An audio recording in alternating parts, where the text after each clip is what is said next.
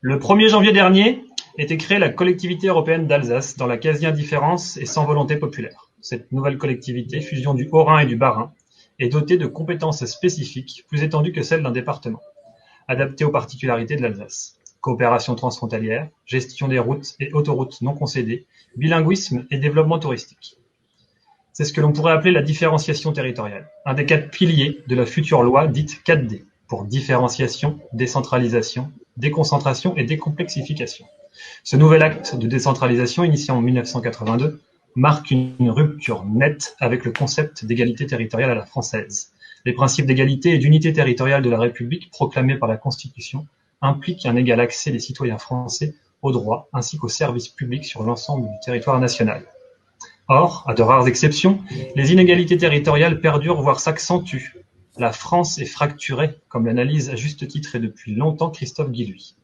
L'inégale répartition de la production et la désindustrialisation en sont les marqueurs visibles. Des pans entiers de territoires se meurent quand d'autres réussissent dans la mondialisation. Si la France était un corps, il serait malade, et ses parties atteintes seraient en soins palliatifs. En attestent les propos de Laurent Davésy, économiste Octam, qui souligne qu'en l'absence de l'État, les territoires délaissés seraient littéralement vides. En parallèle, la métropolisation et sa trop forte concentration de richesses marquent sûrement l'impasse de la métropolisation. C'est justement le titre du nouveau livre de Pierre Vermeyren, un de nos 3 invités pour en débattre. Pierre Vermeyren, bonjour. Bonjour. Vous êtes professeur d'histoire contemporaine à l'université Paris 1 Panthéon-Sorbonne, spécialiste du Maghreb et du monde arabe. Vous avez par ailleurs publié, en lien avec notre sujet du jour, La France qui déclasse, mais aussi On a cassé la République, 150 ans d'histoire de la nation, ou encore Les Gilets jaunes, une jacquerie au XXIe siècle. Benjamin Morel, bonjour. Bonjour.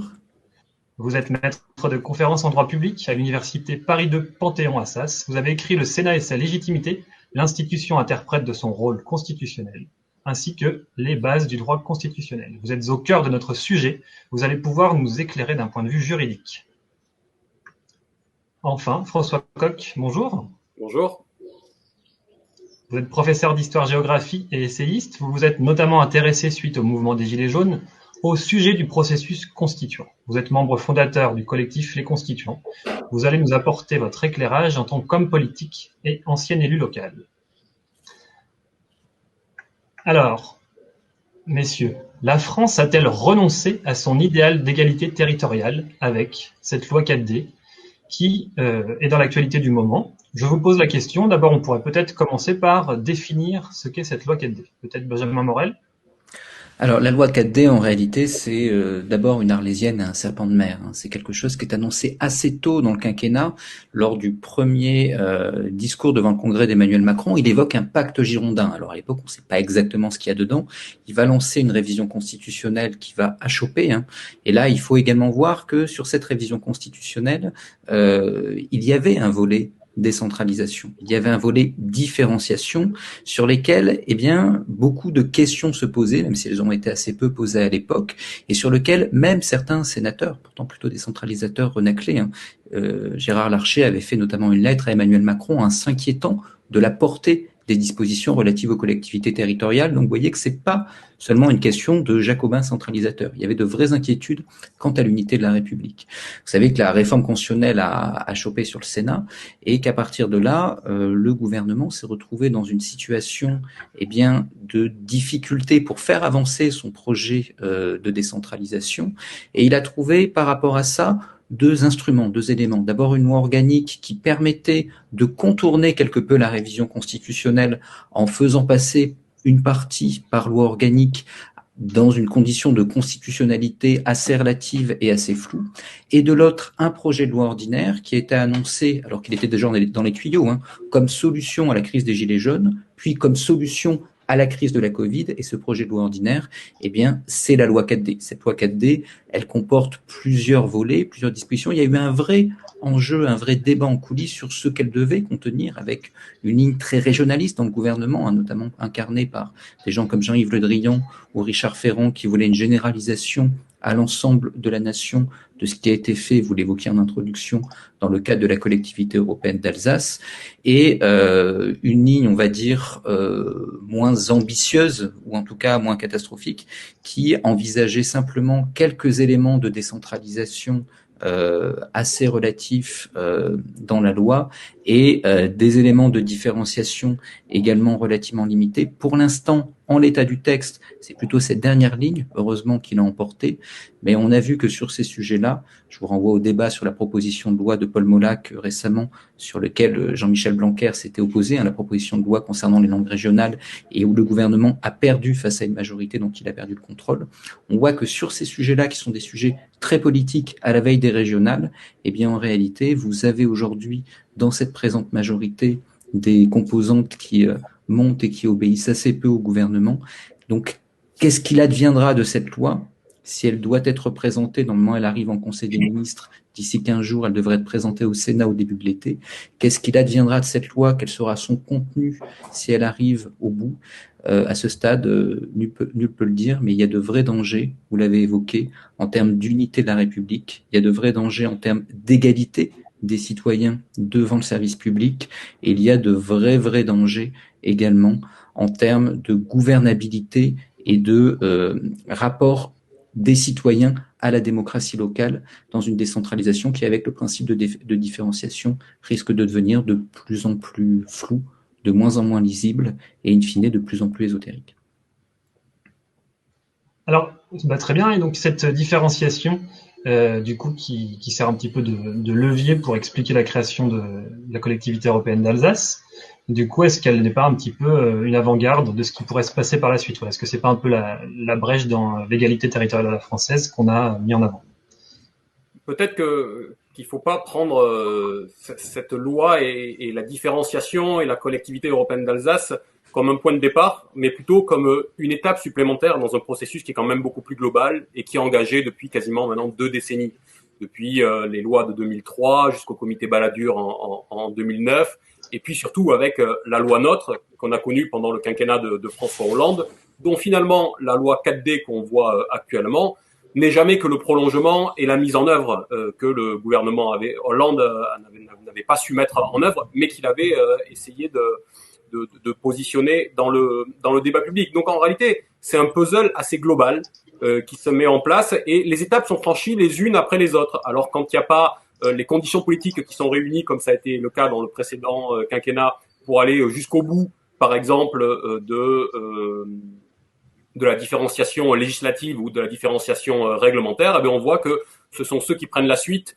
qui prennent la relève en la matière. Et de ce point de vue, les politiques de la droite, je parle de celles qu'on a connues sous Sarkozy, les politiques qu'on a connues avec le quinquennat Hollande ou celles qu'on connaît sous Emmanuel Macron, sont de mon point de vue globalement les mêmes et répondent, il faut le dire aussi, on y reviendra j'imagine, aux mêmes injonctions de la part de l'Union européenne. Il y a une logique globale qui s'applique en France comme elle a pu s'appliquer par le passé en Grèce ou en Italie ou dans d'autres pays de l'Union européenne.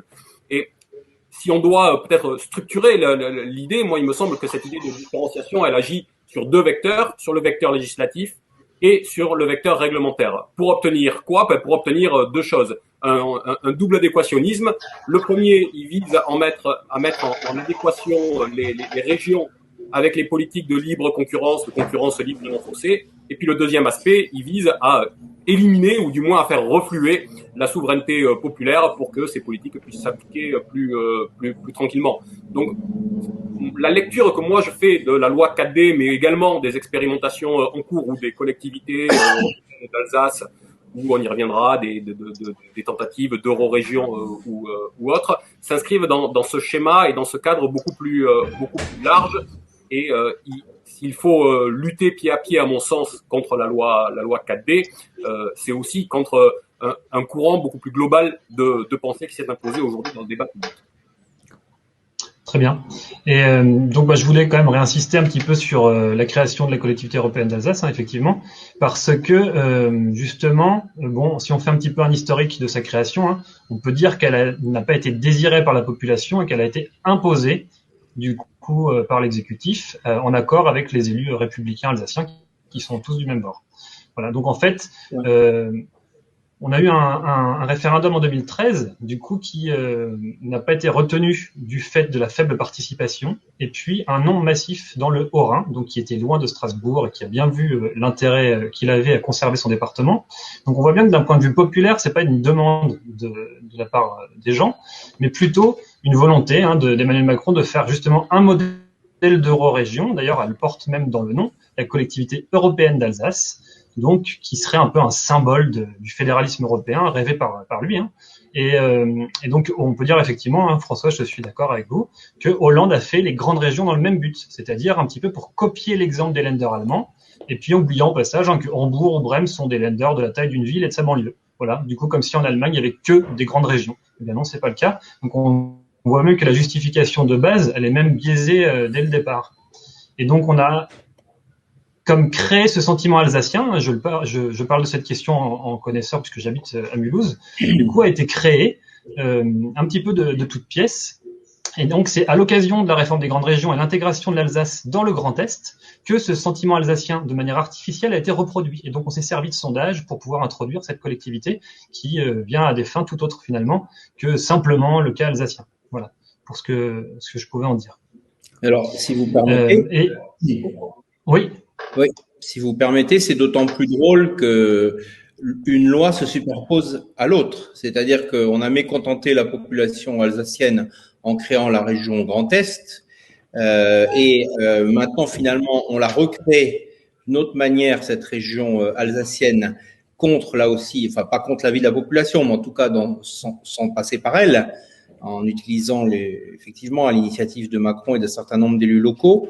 On crée à la fois une grande région type Länder sous Hollande, puis maintenant on crée une région européenne à l'intérieur de la région européenne. Enfin, on voit bien que c'est absurde et ça renvoie finalement malheureusement à cette pratique qui est devenue presque pathologique de la part de nos gouvernements et des assemblées nationales qui se succèdent, c'est-à-dire cette manie législative de plus en plus compulsive.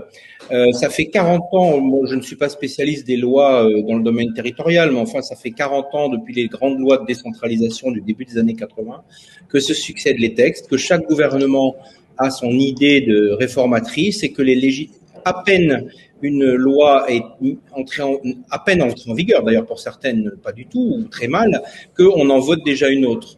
Et donc, ça, à l'époque de Clémenceau, si vous voulez, quand il y avait un problème, on crée une commission. À notre époque, quand il y a un problème, on crée une loi. On fait une loi. En plus, ce sont des lois très importantes qui engagent les territoires, qui engagent l'avenir, qui engagent tous les cercles, enfin tous les niveaux de responsabilité politique au sein de la République. Et en réalité, c'est une illusion de pouvoir.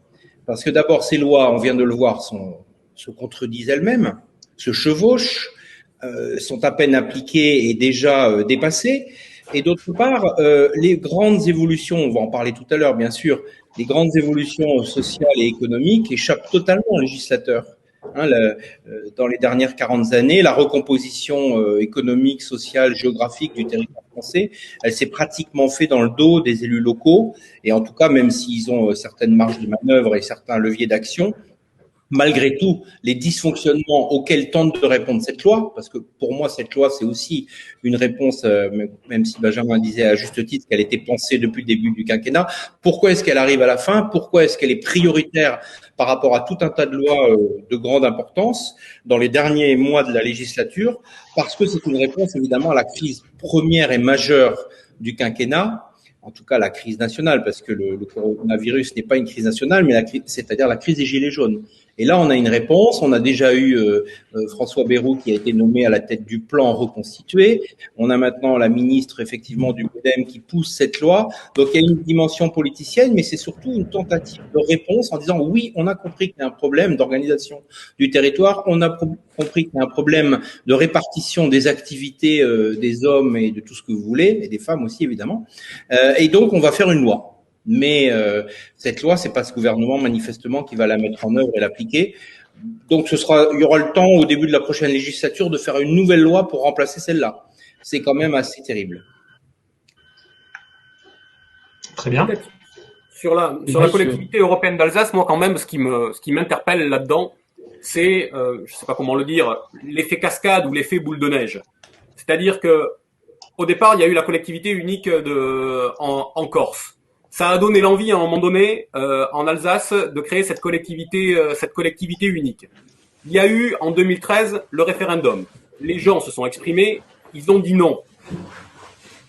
Les élus se sont exprimés un an après à 94% pour dire que malgré tout, ils n'en avaient rien à faire de la décision populaire et que eux, ils voulaient quand même une collectivité unique. Hollande a entre-temps changé la loi pour faire en sorte que la collectivité unique puisse advenir sans qu'il y ait besoin d'avoir l'assentiment populaire. La collectivité unique se met en 2019 en place sous la forme de la collectivité européenne d'Alsace et elle-même donne des idées au nom de la différenciation à d'autres types d'entités qui veulent se créer ou se développer, comme c'est le cas, je l'évoquais tout à l'heure, pour l'euro-région, par exemple, voisine, celle de la Moselle, qui veut se constituer avec le Luxembourg, la Wallonie, etc. Et ça donne des idées aujourd'hui encore aux Bretons. Donc on voit bien qu'il y a une cascade, il y a un effet d'entraînement là-dedans qui va toujours plus loin. Et de ce point de vue, la collectivité européenne d'Alsace joue un rôle un petit peu pivot aujourd'hui, effectivement. Il y a un effet d'entraînement, oui. Et alors, ce qu'on a dit tout à l'heure sur l'Alsace vaut également pour la Corse. Je vous rappelle qu'il y a un référendum en Corse en 2003. En 2003, les Corses, consultés par référendum, disent non, on ne veut pas de fusion entre les départements et la région. On ne veut pas de collectivité à statut particulier en Corse. Quasiment 10 ans plus tard, en 2014, lors du vote de la loi NOTRe, par un amendement du gouvernement voté par surprise à 1h du matin, on impose une collectivité unique en Corse. C'est lié à quoi? C'est lié certes à une volonté de simplification, etc., mais c'est pas du tout lié à une volonté populaire, c'est lié en réalité à 3 grands acteurs. Premier acteur, ce sont des groupuscules régionalistes extrêmement bien organisés qui savent imposer leur agenda. François évoquait tout à l'heure la Bretagne. Aujourd'hui, c'est très intéressant de voir ce qui se passe en Bretagne. C'est extrêmement minoritaire, mais c'est extrêmement bien organisé, tant et si bien que la collectivité à statut particulier en Bretagne est aujourd'hui au centre de la campagne pour les régionales bretonnes, alors que la plupart des Bretons n'en ont absolument rien à faire. Donc on voit que là-dessus, on a des groupuscules qui sont organisés et qui pratiquent une stratégie d'entrisme dans les grands partis politiques, que ce soit à gauche ou que ce soit à droite, selon les régions. Le deuxième type d'acteurs, ce sont les élus locaux qui aujourd'hui ont assez peu de choses à vendre dans le cadre d'une décentralisation extrêmement floue. Vendre un bilan quand vous êtes président de région, expliquer que c'est votre compétence, etc., c'est totalement imbitable en réalité.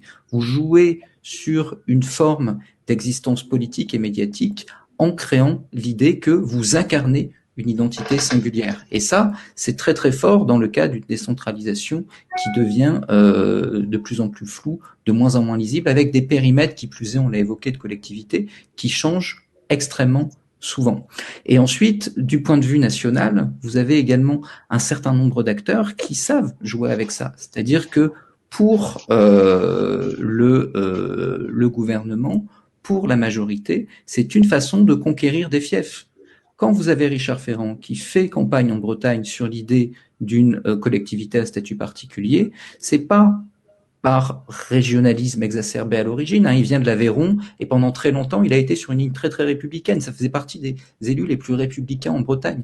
Mais c'est une façon, d'un point de vue purement stratégique, d'un point de vue purement cynique, de tenter de construire un fief politique pour la majorité. Cynisme en haut, militantisme à la base, et entre les deux, une forme d'opportunisme. Et là, vous créez en effet des situations explosives. Et je rejoins tout à fait François, ce phénomène d'entraînement.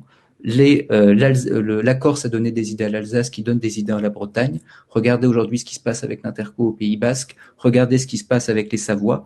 Vous avez ensuite un effet d'entraînement qu'on a connu dans d'autres pays européens. Le pire, c'est que le phénomène que nous connaissons aujourd'hui en France, il a existé en Grande-Bretagne, il a existé en Espagne, il a existé en Italie. On sait comment tout cela finit. Mais la réalité, c'est qu'on ne veut pas le voir. Effectivement, c'est intéressant. Et puis donc l'histoire de la France, du coup, n'a pas été construite selon ce modèle. Du coup, on a vraiment un pays qui est sur une ligne de part jacobine, du coup, qui a souhaité maintenir cette égalité territoriale. Alors, une égalité territoriale dans les principes, voilà, qui n'a pas toujours été atteinte dans la réalité, mais au moins cette volonté de toujours traiter à égalité les différents départements qui étaient tous équivalents les uns aux autres. Et En fait, bon, peut-être qu'ils s'appuient, ces gouvernements-là, avec ces politiques-là, sur le fait que peut-être une standardisation par l'égalité a peut-être aussi été contre-productive pour les régions françaises aux identités fortes. Voilà, c'était cette idée de niveler par le bas un petit peu. Est-ce qu'on pourrait pas trouver d'autres moyens de différencier justement des politiques pour ces territoires sans rentrer dans cette architecture nouvelle un petit peu qui rompt avec vraiment l'égalité territoriale jusque dans la Constitution? Mais Est-ce que vous voyez, vous, d'autres moyens? rapidement, il faut pas être caricatural là-dessus. C'est-à-dire que depuis le 19e siècle, il est évident que des situations particulières, des situations singulières peuvent amener à un traitement différencié. C'est-à-dire, c'est dans notre droit, hein, et c'est dans la jurisprudence du Conseil d'État. Si jamais vous êtes, que ce soit un individu ou un territoire, dans une situation de difficulté singulière, vous pouvez avoir un traitement différencié, et le principe d'équité, il est absolument pas absent du droit français. Il est inscrit dans le droit français. L'idée que tout d'un coup, avec la différenciation, on va permettre d'inscrire ce principe, c'est tout bêtement de la publicité mensongère. Moi, je pense qu'il ne faut pas non plus prêter trop j'allais dire, de crédit, en tout cas de vision aux gens qui nous dirigent, parce que si vous voulez, les lois territoriales multiples dont on parle, elles répondent très souvent à des objectifs politiciens de court terme, et malheureusement, c'est pour ça qu'on a d'abord des contradictions. C'est pour ça qu'on a des idées qui passent, alors c'est classique, des idées qui passent de droite à gauche ou l'inverse, mais là, rappelez-vous que le Parti socialiste, au début des années 70, c'était un parti évidemment centralisateur, jacobin, qu'il est devenu le parti de la décentralisation moins de 10 ans plus tard, au début des années 80. Je pense aussi à François Hollande qui a poussé la loi de création des grandes régions pendant son quinquennat, et qui, au fond, répondait à une demande spécialement issue de la Bretagne, hein, la demande de réunification, parce que la demande de réunification des 5 départements bretons, elle a quand même une consistance. Personnellement, je n'y ai aucun intérêt, mais elle a une consistance, elle est dans la durée, si vous voulez, elle s'exprime. Et la loi de fusion des régions, elle visait à cela, elle visait à réunifier les Normandies et la Bretagne. Sauf que cette loi a été poussée en avant pour favoriser les grandes métropoles notamment, mais l'objectif initial évidemment n'a pas été réalisé puisque ni Drian, ni Le Drian, ni Ayrault ou ses successeurs ne voulaient bien sûr d'un éclatement de leurs 2 régions, et comme ce sont des amis proches de François Hollande, la réunification de la Bretagne n'a pas eu lieu, alors que la réunification de régions qui n'avaient rien demandé, on parlait tout à l'heure du Grand Est, a été mise en place. Vous voyez, donc je crois que les objectifs politiciens de très court terme prenant la plupart du temps le pas, les affichages idéologiques aussi, les fausses préoccupations ou les fausses intentions. Au fond, est-ce qu'on peut déduire de ces comportements politiques des lois d'évolution générale? Non, j'y vois plutôt un certain brouillard. Alors, les choses n'en évoluent pas moins de leur côté, les populations aussi, mais il faut peut-être pas non plus prêter des intentions complexes à des projets qui n'en ont pas. Alors, moi, j'ai une petite nuance peut-être moi sur ce point.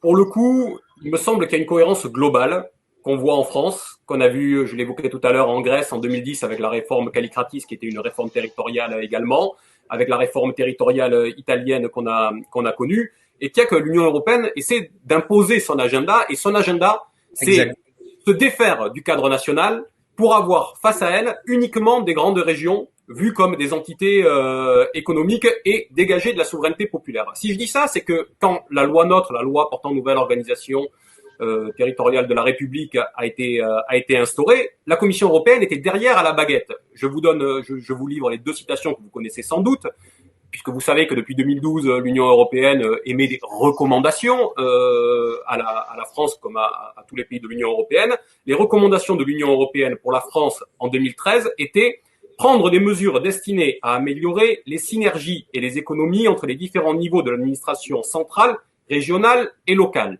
Et quelques mois après, au moment où l'Union européenne, la Commission européenne se prononçait sur le pacte de stabilité, si vous vous souvenez, de Hollande et Valls, la Commission européenne disait en 2014 qu'il fallait fixer un calendrier clair de la réforme territoriale en cours et prendre les mesures d'ici décembre 2014 à l'époque en vue d'éliminer les doublons administratifs, de faciliter les fusions entre collectivités locales.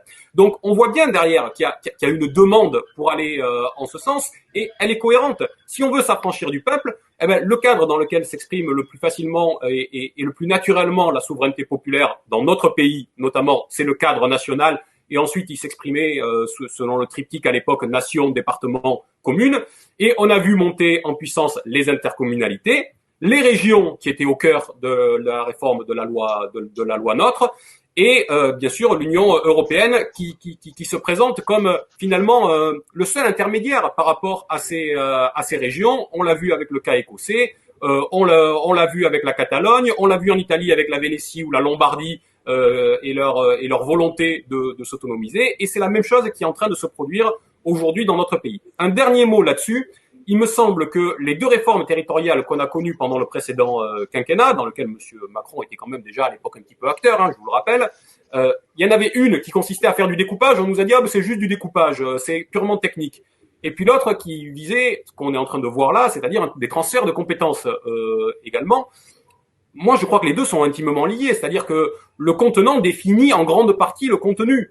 Il y a toujours eu une volonté dans les réformes territoriales et dans les réformes institutionnelles, de définir un cadre qui permette d'appliquer une politique dédiée. Eh bien là, j'ai l'impression qu'on est complètement là-dedans, avec une forme de point de non-retour. Si je le dis, c'est que je pense qu'on va poursuivre ce mouvement. J'en veux pour preuve les dernières déclarations dans l'opinion du président Macron, qui disait que l'un des piliers et la perspective qu'il voulait tracer pour les années à venir à l'horizon 2025, c'était celui, il l'avait déjà évoqué lors de son discours de la Sorbonne, c'est celui d'une Europe puissance. Autrement dit, le transfert de souveraineté de la France, du cadre national, vers le cadre de l'Union européenne, avec derrière cette Union européenne qui interagit uniquement avec de grandes régions qui sont livrées à la concurrence entre elles. Très bien, François, totalement d'accord. Et moi, il faudrait rappeler aussi que cette idée que les fusions diminue systématiquement les coûts n'est pas une idée qui se vérifie. C'est-à-dire que bien souvent, les fusions conjuguent des coûts supplémentaires, et donc on est bien loin du compte par rapport à l'image qu'on vendrait d'une fusion. Je ne sais pas si quelqu'un veut réagir là-dessus. Oui, non, la Cour des comptes a montré que on n'avait pas fait d'économie avec les fusions, et c'est pas si étonnant que ça en réalité. On était dans une façon d'enrober la réforme qui était relativement artificielle en parlant de réduction de coûts. Je suis d'accord avec François, il y a une impulsion européenne. Alors cette impulsion européenne, elle est peut-être pas aussi continue qu'on pourrait le penser. En réalité, il y a eu une grande volonté de pousser l'Europe des régions, notamment au début des années 90, c'est le grand moment, comité des régions, etc. Là, on est dans une phase aujourd'hui d'errance en termes de pensée sur ces sujets-là à Bruxelles, notamment parce que vous avez un certain nombre de gouvernements qui freinent des quatre freins, parce qu'ils ont été les premières victimes de ça, notamment le gouvernement espagnol, et que l'Union européenne elle-même a compris qu'elle avait peut-être enfanté des monstres qui aujourd'hui freinaient eux-mêmes une réforme fédéraliste des traités. Parce que quand vous avez des pays comme la Belgique qui ont tellement décentralisé que une région peut elle-même freiner une réforme des traités européens, vous vous retrouvez dans une situation qui profondément devient elle-même problématique pour Bruxelles. Donc aujourd'hui, il y a une forme d'errance en termes de pensée à Bruxelles, mais vous avez à Paris cette idée que, en effet, et je crois que ça c'est beaucoup plus fort que l'impulsion bruxelloise, vous avez à Paris une forme de syndrome du ravi de la crèche, en regardant notamment l'exemple allemand, le mimétisme institutionnel mal compris, mal saisi vis-à-vis de pays étrangers, la mauvaise compréhension de régimes comme le régime fédéral allemand, qui d'ailleurs a beaucoup recentralisé ces dernières années. On ne se rend pas compte, mais en réalité, les États fédéraux, États-Unis, Allemagne, sont des États qui sont dans une dynamique de recentralisation, de centralisation depuis un certain nombre de décennies, alors que vous avez une dynamique de décomposition d'un certain nombre d'anciens États unitaires, Grande-Bretagne, Espagne, Italie, et dans une moindre mesure, mais on a 20 ans de retard, en réalité pas plus, France. Donc là, il y a un premier élément. Le deuxième élément, c'est qu'en réalité, vous avez un effet d'engrenage. C'est-à-dire que lorsque vous décentralisez, lorsque vous créez une collectivité, eh bien, vous créez des intérêts, évidemment. Vous créez un président de région, un président de département, qui appartient à un parti politique, qui a intérêt à ce que sa collectivité soit renforcée. Et vous avez une féodalisation de l'État et une féodalisation des partis politiques. Tout d'un coup, les partis politiques, eh bien, obéissent à ce qui fait leur force et leur ancrage territorial, c'est-à-dire leur grand baron, et donc adoptent un logiciel qui va être un logiciel du toujours plus de décentralisation. Ensuite, le troisième élément qui me semble important à considérer, c'est la notion même de décentralisation. On l'évoquait tout à l'heure avec cette succession de lois. Décentralisation, ça qualifie quoi en réalité? Ça qualifie pas un but, ça qualifie un processus. Et le but de ce processus, on l'a jamais fixé. Et comme on n'a jamais fixé ce qui relève ou pas du niveau national ou du niveau local, dans quelle mesure, eh bien, vous avez toujours une surenchère. C'est intéressant de voir les débats qu'il y a eu en interne, Philippe, Gouraud, Macron, à la fin de la crise des Gilets jaunes qui était évoquée tout à l'heure. Grosso modo, Jacqueline Gouraud n'était pas une grande partisane de sa propre loi. Quand Macron dit il faut plus décentraliser, elle répond mais décentraliser quoi? Parce qu'en réalité, il y a très peu de choses qui aujourd'hui peuvent à nouveau être décentralisées, à moins d'attaquer des grandes fonctions régaliennes de l'État, l'éducation nationale, la santé notamment. Et donc, a priori, on racle les fonds de tiroir actuellement quand on parle de décentralisation, ce qui explique que les associations d'élus sont pas très contentes de la 4D, parce qu'en matière de décentralisation, il y a des cacahuètes, mais il n'y a pas grand-chose, parce qu'en réalité, on a déjà beaucoup décentralisé ces compétences-là. Et donc, du coup, qu'est-ce qu'on réclame du point de vue de Région de France, etc. Eh bien, ce qui apparaissait impensable de décentraliser hier, parce qu'on est dans le processus, donc on réclame la santé. Alain Rousset, lui, réclame l'éducation nationale. Pourquoi pas décentraliser l'éducation nationale, après tout? Et donc, on va comme ça dans crescendo, en réalité, parce qu'encore une fois, on qualifie un processus, on le qualifie comme intrinsèquement positif, et comme il est intrinsèquement positif et qu'il ne vise aucun but, eh bien, il ne peut qu'aller croissant. Très bien. Permettez-moi oui, très rapidement d'ajouter que, bon, oui, je suis tout à fait d'accord, mais d'autant plus que les gens qui tiennent l'exécutif, pour l'essentiel, ce sont des élus des métropoles qui ont leur propre logique nationale et internationale, et qui, à la limite, regardent souvent un peu ces régions et ces collectivités comme des boulets ou comme des expériences qui ne les intéressent pas forcément. Je pense à la pyramide des compétences dans l'intercommunalité. Alors effectivement, on peut pas à la fois on est pris en réalité dans des mouvements très contradictoires, c'est-à-dire qu'il y a un phénomène de concentration à l'échelle territoriale en direction des métropoles, il y a le phénomène d'aspiration vers l'Europe, vous en avez parlé, il y a un phénomène de décentralisation avec la multiplication des intercommunalités ou des collectivités locales de niveau inférieur ou intermédiaire, et puis en même temps on peut pas mécontenter les élus qui sont effectivement le cœur même de la matière première des partis politiques. Et donc, évidemment qu'on ne fait pas d'économie d'échelle ni d'économie financière, puisque à chaque niveau d'élus, de conseils, de responsabilités, on maintient en poste les emplois publics, qui sont quand même une prérogative très importante des élus. On maintient les cercles de compétences même déshabillés de leur pouvoir. Donc, finalement, vu de Paris, vu des grandes collectivités locales, tout ça n'est peut-être pas très important. Et donc, ça relativise aussi la réelle préoccupation et les réels intérêts. On a parlé tout à l'heure de la manière dont on pouvait bafouer allègrement à court terme ou à moyen terme les résultats des référendums. On en a plein d'exemples.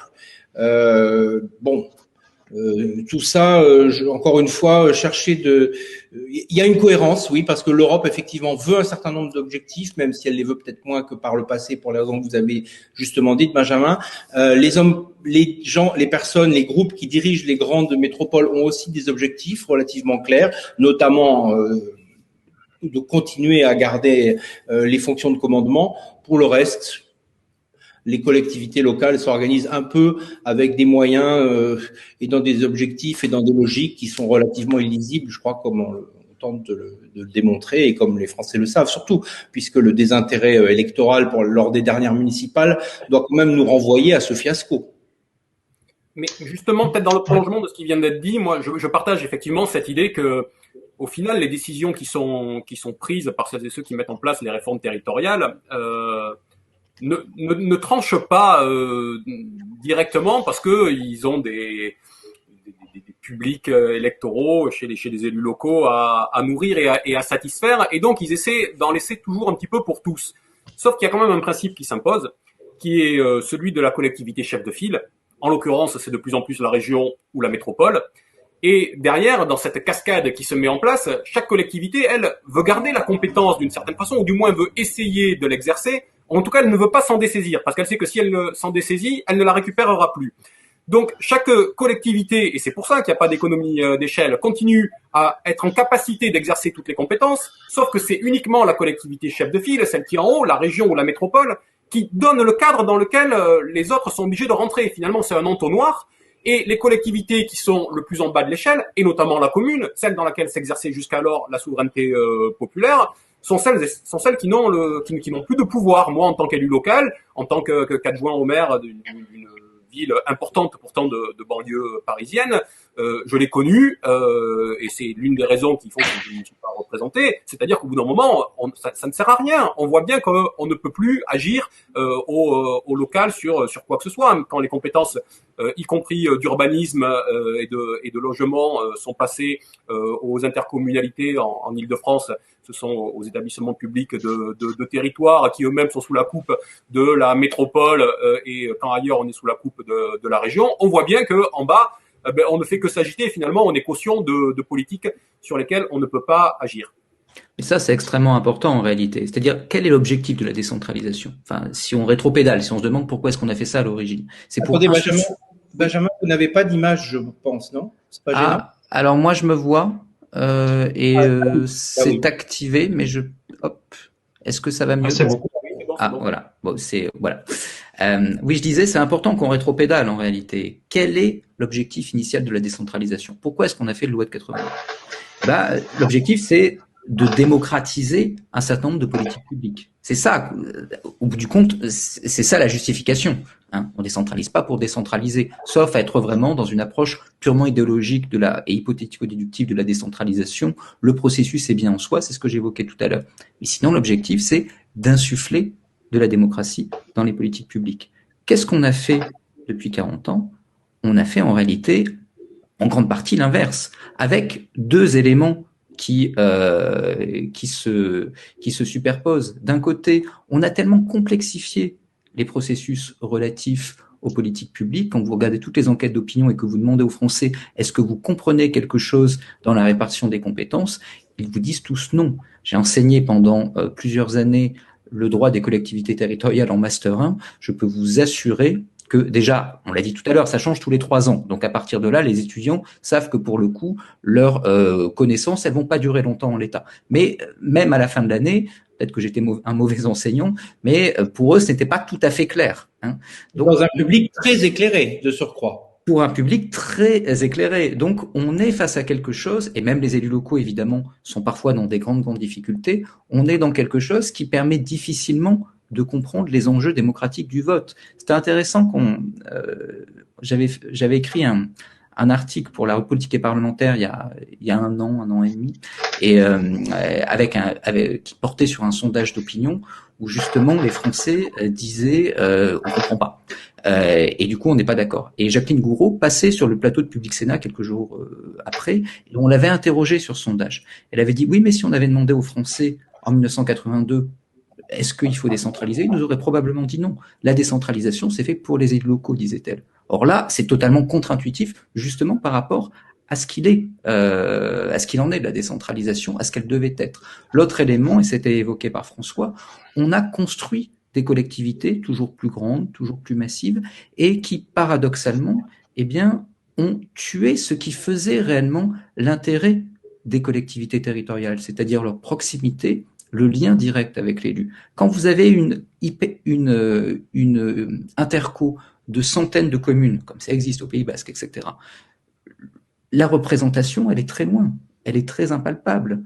Le vrai pouvoir vous échappe en grande partie, alors que dans le cadre de la commune, vous teniez ce pouvoir. Et par ailleurs, comme vous construisez des monstres, comme vous construisez à travers des compétences extrêmement fines, etc., à travers également une échelle extrêmement vaste, eh bien, qu'est-ce que vous faites? Eh bien, en tant qu'élu, souvent, lorsque vous en avez les moyens, vous vous reposez sur les fonctionnaires territoriaux, qui ne sont pas mauvais en soi, seulement vous technocratisez. Vous faites passer du pouvoir de l'élu à l'administration, ce qui était justement ce que visait à désamorcer l'administration en disant c'est pas au préfet, c'est pas aux fonctionnaires de gérer le département ou le territoire, il faut des élus. Seulement les élus aujourd'hui, pour beaucoup, ils sont privés de pouvoir, vous faites remonter le pouvoir et ce pouvoir-là, eh bien il s'exerce au sein d'une administration qui est une administration territoriale, mais qui elle-même n'est pas élue. Il faut ajouter que dans ces intercommunalités ou dans ces grandes circonscriptions, de surcroît, la plupart des projets aujourd'hui sont présentés par l'administration et par les entreprises ou par les experts, entre guillemets, qui poussent leurs intérêts, notamment économiques ou technocratiques, qui offrent des projets clés en main aux élus qui, pour la plupart, peut-être en dehors du patron de l'exécutif, n'ont aucune prise avec les responsabilités démocratiques. Et ce que vous dites, du coup, renvoie à un travail peut-être qui est méconnu, mais toutefois important, de Rémi Prudhomme, du coup, qui avait publié dans les années 95, du coup, toute une étude sur les effets de la décentralisation. Et donc, moi, en gros, on peut retenir plusieurs choses, mais que déjà la décentralisation n'est pas bonne en soi, contrairement à ce qui est couramment répandu, hein, même à travers le monde, que du coup, ce serait quelque chose qui serait bon pour les gens parce qu'on rapproche le pouvoir du peuple, mais qu'il faut des conditions très particulières pour que ça puisse réussir. Et dans ces conditions, donc j'en ai retenu deux, hein, parce que l'étude est complète, mais donc il faut à la fois un État fort pour contrôler ces collectivités locales. Donc ça rejoint ce que vous dites, Pierre Vermeyren, du coup, d'une certaine forme d'abus ou de clientélisme qu'il peut y avoir parfois, ou ainsi de suite, qui en fait n'est pas contrôlé directement par l'État pour orienter dans le bon sens les politiques à mener. Et puis la deuxième raison, c'est qu'il faut une fiscalité locale autosuffisante pour maintenir cette égalité au niveau du territoire. Et donc là, on voit qu'il y a deux points qui ne correspondent pas, c'est-à-dire qu'à la fois, il y a eu des dons de compétences sans les moyens alloués par l'État, et puis donc les impôts locaux qui ne couvrent pas la totalité des besoins des collectivités locales, qui dans le même temps est complété par le fait que la taxe sur la valeur ajoutée, la TVA, est très importante dans la part de l'impôt et donc n'est pas captable par les collectivités locales. On a donc extrait une forme d'impôt qui n'est pas palpable par les collectivités locales, et donc on voit bien là que finalement deux conditions essentielles de la réussite de la décentralisation ne sont pas réunies pour le cas français. Et donc ça explique aussi peut-être par ce biais-là cette inégalité territoriale croissante, et donc le fait qu'aujourd'hui on ne trouve pas le compte finalement dans les politiques menées. C'est pas un hasard si la réforme territoriale et la loi NOTRe telle qu'elle a été mise en place dans le précédent quinquennat a eu lieu au même moment où il y avait une baisse d'année en année extrêmement forte de la dotation globale de fonctionnement des collectivités locales. L'un allait de pair avec l'autre. Il y avait une cohérence dans ce mouvement-là. De la même manière, quand on a transféré au département un certain nombre de compétences, et notamment la compétence RSA, il n'y a pas eu derrière une allocation par l'État du montant du RSA à l'euro constant. C'est-à-dire que ça s'est traduit au bout de quelques années par un manque à gagner pour les départements qui se chiffrait en centaines de milliards d'euros. C'était ça l'échelle. C'était ça l'échelle. Donc on voit bien qu'aujourd'hui on est en grande difficulté sur ces questions-là, et que d'une certaine façon l'État, d'une certaine manière, externalise sa dépense publique. Il la fait reposer sur les collectivités locales, et dans un même mouvement, il leur met un garrot autour du cou pour essayer de les étouffer et reprendre la main en faisant mine de leur donner plus de liberté. Oui, je suis fondamentalement d'accord avec ça, hein. Il y a l'exemple du RSA est terrible d'une certaine façon. On est face à une politique qui, au regard du principe d'égalité, etc., ne peut pas être différente d'un département à un autre. Donc, on est sur une politique. D'ailleurs, là, pour le coup, la 4D envisage une recentralisation sur base volontaire pour les départements, parce qu'en réalité, c'est une c'est le principe même de la politique qui n'a pas à être décentralisée. Seulement, comme vous voulez à la fois donner quelque chose au département, qu'on a quand même vidé de sa substance, hein, depuis, c'est la grande collectivité victime de la décentralisation du département. Aujourd'hui, il retrouve un petit peu son image de marque est redoré, il est toujours resté populaire parmi les Français, mais il y avait la volonté de le désactiver. Emmanuel Valls disait même avant la loi NOTE qu'il voulait le supprimer. Donc on avait la volonté de donner quelque chose pour donner quelque chose, et puis ça permet de donner à l'État de se dessaisir de quelque chose en espérant du coup que financièrement ça repose sur les collectivités. On parlait tout à l'heure de la 4D. Dans la 4D, vous avez la possibilité de décentraliser la voirie. En même temps, on a eu un décret récent qui vous permet de faire payer le passage sur une partie de la voirie. Et donc là, qu'est-ce qu'on fait? En réalité, on ne veut pas se donner les moyens d'entretenir le réseau routier.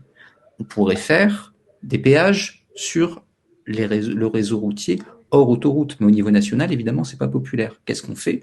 On décentralise. Les collectivités sont dans une situation financière difficile.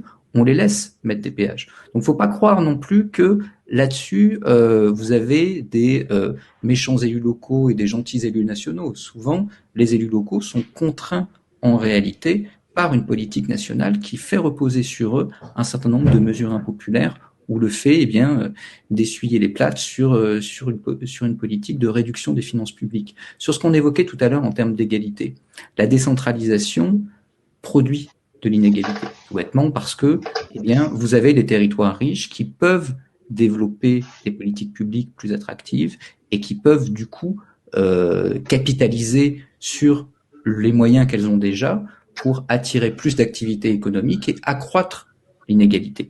Donc, qu'est-ce qu'il faut faire?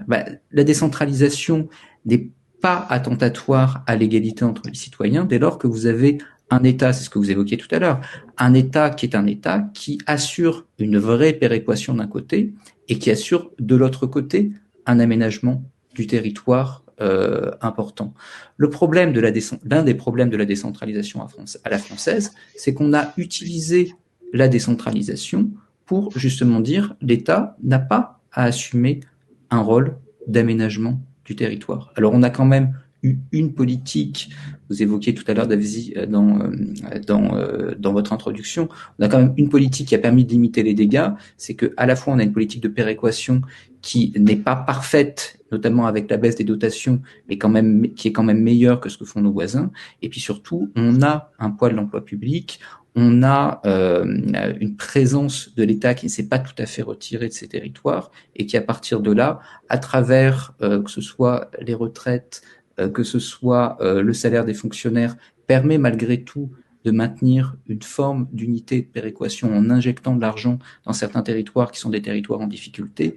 Et puis de l'autre, vous avez malgré tout, vous aviez en tout cas de moins en moins une administration déconcentrée qui continue à faire son travail. Évidemment, tout ça, au fur et à mesure qu'avance le démantèlement de l'État, ce sont des éléments d'égalité qui se réduisent et qui entraînent un creusement des inégalités entre les territoires. Et alors, on a un exemple presque archétypal ou caricatural avec la gestion notamment des jeunes migrants qui sont à la charge des départements. On voit que actuellement, l'État essaye de répartir la charge des migrants en les envoyant dans les départements et dans un certain nombre de régions qui apparemment n'en auraient pas autant que les métropoles, ce qui est un fait, mais du coup on leur attribue une charge qui est tout à fait conséquente, voire même considérable dans certains petits départements ou dans certaines moyennes collectivités locales des départements. Et donc finalement, j'abonde absolument dans ce que vous venez de dire. Et finalement, on en vient à se dire, si on prend un peu de recul par rapport à notre débat, on en vient à trouver une certaine cohérence paradoxale et contre-intuitive dans ces politiques, dans ces successions de lois, qui sont exactement l'inverse des objectifs proclamés. Vous l'aviez dit tout à l'heure en termes de démocratisation ou en termes réels de décentralisation des pouvoirs. Donc oui, parce que encore une fois, qui décide de ces politiques? Ce sont essentiellement les élus centraux, nationaux, des grandes métropoles et notamment d'Île-de-France. Et sans avoir de mauvais réflexes poujadistes et autres, il faut bien constater que c'est peut-être ces objectifs qui échappent au sens commun, qui finalement finissent par aboutir et à des résultats très paradoxaux et toujours plus éloignés, qui éloignent toujours davantage les élus locaux, les citoyens de la conscience démocratique, qui les éloignent de leurs élus et de leurs exécutifs locaux. Et bien sûr, en termes de démocratie, en termes de représentation politique, c'est bien sûr assez désastreux. Et encore une fois, on ne prend pas la mesure de la crise sociale et politique de la France si on ne regarde pas la participation générale aux élections générales, puisque finalement les Français finissent par se dire que la seule élection qui compte, c'est l'élection présidentielle, ce qui dans un pays en cours de décentralisation est quand même extraordinairement paradoxal. Oui, tout à fait. Donc le bilan a été fait, hein, du coup, un petit peu des problématiques que pose cette décentralisation et puis des politiques actuelles menées. Et donc, si on se posait la question maintenant de l'architecture administrative qu'on pourrait adopter pour pouvoir renouer avec cet idéal d'égalité territoriale. Alors, je pose volontairement une question provocante pour entamer cette partie. En gros, on pourrait se demander à quoi servent les régions. Voilà. À part placer des élus et augmenter le nombre de fonctionnaires, qu'est-ce qu'elles apportent? Elles ont brillé par leur absence avec la crise du Covid. Et puis, à l'inverse des communes et des départements, hein, sur lesquels le gouvernement s'est appuyé, qui restent quand même populaires parmi la population, est-ce que c'est pas l'échelon de trop? Est-ce que finalement la région, qui a concentré toutes les politiques récentes, hein, avec l'agrandissement de ces régions, les super-régions, et donc du coup, est-ce que finalement ces régions sont pertinentes aujourd'hui? Est-ce qu'elles sont représentatives de la population? Est-ce qu'elles ont une utilité en termes de gestion, mis à part les compétences qu'on leur a allouées? Peut-être sur ce point, je ne vais pas développer ma réponse parce que peut-être que Pierre Vermeuren aura des choses beaucoup plus précises et beaucoup plus intelligentes à dire que moi sur le sujet. Mais si on aborde la question de la région, il me semble qu'on ne peut pas l'aborder aujourd'hui sans évoquer la question de la métropole et de la métropolisation. Voilà. Il n'a échappé à personne que quand il y a eu le redécoupage des grandes régions, il y a eu 13 grandes régions et au même moment, on a annoncé 13 grandes métropoles. Alors, ça ne faisait pas exactement une grande métropole par région, mais c'est un couple, c'est un duo, c'est un binôme qui fonctionne. C'est un binôme qui s'imbrique, je l'évoquais tout à l'heure, dans les perspectives de l'Union européenne. C'est un binôme qui a vocation à régenter l'organisation spatiale, mais l'organisation économique aussi au sein de ces grandes régions. Donc je pense que si on aborde la question de la région, il faut peut-être avant poser la question de la métropolisation et de ses effets, mais ça je pense que Pierre Vermeuren est bien plus savant que moi sur la question. On peut très bien aborder ce sujet maintenant, il n'y a pas de souci. Hein. Du coup, pour articuler un petit peu les inégalités de territoire par rapport à la métropolisation, Pierre Vermeuren, allez-y. Je crois qu'on comprend pas bien je ne sais pas si c'est intelligent, mais en tout cas, je vais partir d'un exemple. Moi, j'habite Bordeaux régulièrement. J'ai vu à l'œuvre la politique mise en œuvre par la mairie de Bordeaux et par ce qu'on appelait la CUB, hein, la communauté urbaine de Bordeaux.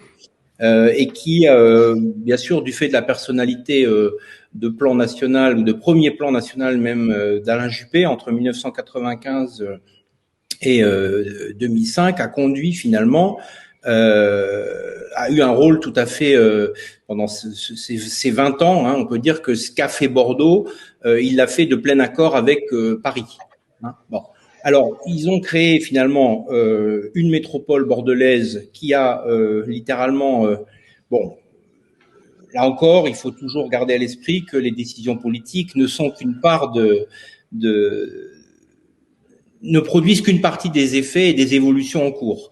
Mais en tout cas, vous avez une concentration des activités et des richesses dans l'agglomération bordelaise, d'une région qui était l'Aquitaine, qui comportait 5 départements, qui est devenue la Grande Aquitaine, qui en comporte 13. Bordeaux, à l'occasion de cette loi, a reconcentré les pouvoirs donc à l'échelle de 3 régions, de 13 départements, a vidé finalement une partie des pouvoirs des 2 capitales régionales du Limousin et de Poitou-Charentes.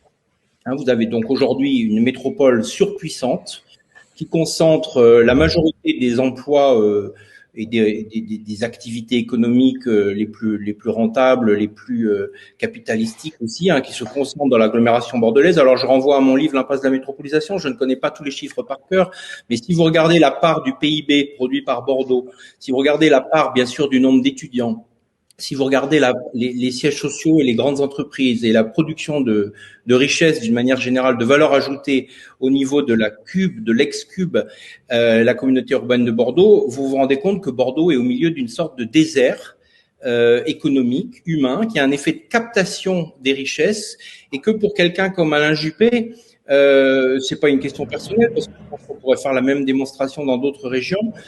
Vous aviez Bordeaux face à Paris, face à Barcelone, face éventuellement à Toulouse, même si les Bordelais ont toujours un peu de mal avec Toulouse, mais enfin c'est une réalité. Voilà, donc c'est à ce niveau-là que la conception de la politique métropolitaine s'organisait, vous voyez. Elle ne sort alors donc avec des résultats très concrets, très pratiques, c'est-à-dire qu'au milieu des années 90, quand ces nouvelles équipes arrivent au pouvoir, vous avez un département métropolitain qui est un département socialiste ou radical socialiste du Sud-Ouest, tout à fait classique, avec une répartition des activités qui n'est pas merveilleuse, mais enfin néanmoins qui a une certaine cohérence très ancienne, produit de l'histoire, avec le port, le vignoble, les activités touristiques, etc. Bordeaux reste une grande ville populaire et l'agglomération bordelaise est relativement contrastée. La politique de métropolisation en concentrant les richesses, vous avez fait multiplier par 3 le prix de l'immobilier bordelais et vous avez finalement, volontairement ou involontairement, chassé les classes populaires et les classes moyennes aussi du centre métropolitain et des communes aisées les plus proches. Ces populations, comme la ville a de plus en plus d'activités, par exemple le touriste a été multiplié par peut-être 10 ou plus même durant ces quelques 20 années, vous avez donc de l'emploi qui se crée, notamment des fonctions tertiaires de main-d'œuvre, des emplois peu qualifiés, et donc vous avez de plus en plus d'emplois peu qualifiés dans le centre et de moins en moins de capacité à se loger sur place. D'où les bouchons bordelais, d'où l'extension de la banlieue pavillonnaire sur plusieurs dizaines de kilomètres autour de l'agglomération, d'où la contrainte aujourd'hui pour les petits fonctionnaires ou les petits employés, qui soient coiffeurs ou cafetiers, d'aller souvent habiter à plusieurs dizaines, voire à une cinquantaine de kilomètres dans le département de la région, de la Gironde. Donc ce qui se passe à l'échelle de la région, ça se passe bien sûr à l'échelle du département, ça se passe à l'échelle de la Cube, mais toujours avec des effets maximalisés. Résultat politique, en 20 ans, le Bordeaux, bien sûr, et l'agglomération continuent d'échapper au vote Front National. Et en revanche, dans la périphérie de la Gironde, qui représente à peu près la moitié, la Cube, c'est à peu près 800 000 habitants, et le département de la Gironde, à peu près 1 600 000. Donc, cette nouvelle répartition des activités et surtout de l'habitat, elle a produit bien sûr l'événement des Gilets jaunes qu'on a vu à l'œuvre il y a quelques années, avec une contestation locale extrêmement puissante, et elle a fabriqué dans un département qui ne le connaissait pas un vote Front National surpuissant dans une région comme le Médoc, dans les régions périphériques, enfin dans les petits pays périphériques du département de la Gironde, vous avez des taux de vote Front National qui dépassent ou qui atteignent les 40%. Donc vous avez 2 départements de la Gironde, vous avez au milieu la Cube, qui a été loué comme le modèle exemplaire et comme un bien en soi, parce que tout à l'heure, Benjamin disait à juste titre que la décentralisation était présentée comme un bien vertueux, mais la métropolisation aussi, pour un certain nombre d'élites nationales et les représentants de ces grandes agglomérations, vous avez le bien vers lequel on doit converger et vers lequel toutes les énergies doivent converger. Eh bien, ce résultat... Et en plus, avec des magazines parisiens, des reportages laudatifs sur la beauté de cette ville, sur la réussite absolue du projet politique, voire du projet économique aussi. Je parlais du tourisme, mais il y a d'autres exemples. Eh bien, le résultat, c'est que ça crée une insatisfaction politique, ça crée pour les classes populaires notamment, qui sont majoritaires bien sûr dans un département comme celui de la Gironde ou dans une région relativement pauvre et rurale comme le Sud-Ouest, à part quelques points très forts, que ce soit dans le tourisme à Arcachon ou que ce soit dans le tertiaire supérieur à Bordeaux, vous avez un mécontentement qui se répercute dans les urnes par plus d'abstention, par plus de votes dans les partis populistes, je ne sais pas comment il faut les appeler, et notamment au Front National. Alors on voit là finalement, dans une région qui est érigée en modèle, eh bien tous les dysfonctionnements, à la fois sociaux, Et à la fois, bon, alors on peut continuer à dérouler, si vous voulez, le catalogue. Hein. On peut dire, par exemple, aussi que les maux de la métropolisation, par exemple la délinquance, c'est quelque chose qui est devenu un sujet de préoccupation pour tous les habitants de Bordeaux et des communes. Voilà, c'était une ville dans laquelle il n'y avait pas de milieu, par exemple. C'était une ville dans laquelle il n'y avait pas de délinquance. Et tout d'un coup, depuis quelques années, vous avez non seulement la structuration vraisemblablement d'un milieu, mais aussi une surdélinquance qui fait là aussi les titres de l'actualité. Donc, etc., etc. Vous voyez, donc.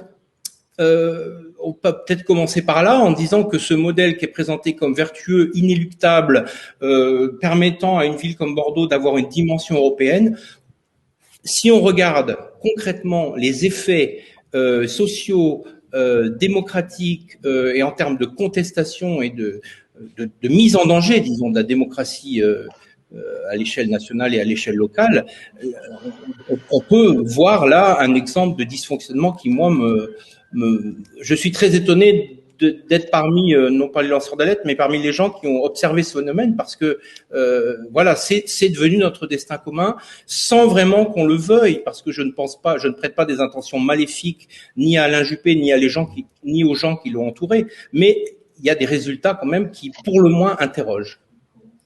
Tout à fait. Oui, en un mot, je suis fondamentalement d'accord. Hein. Enfin, c'est tout le paradoxe de la décentralisation en réalité. Hein. Vous connaissez Paris et le désert français.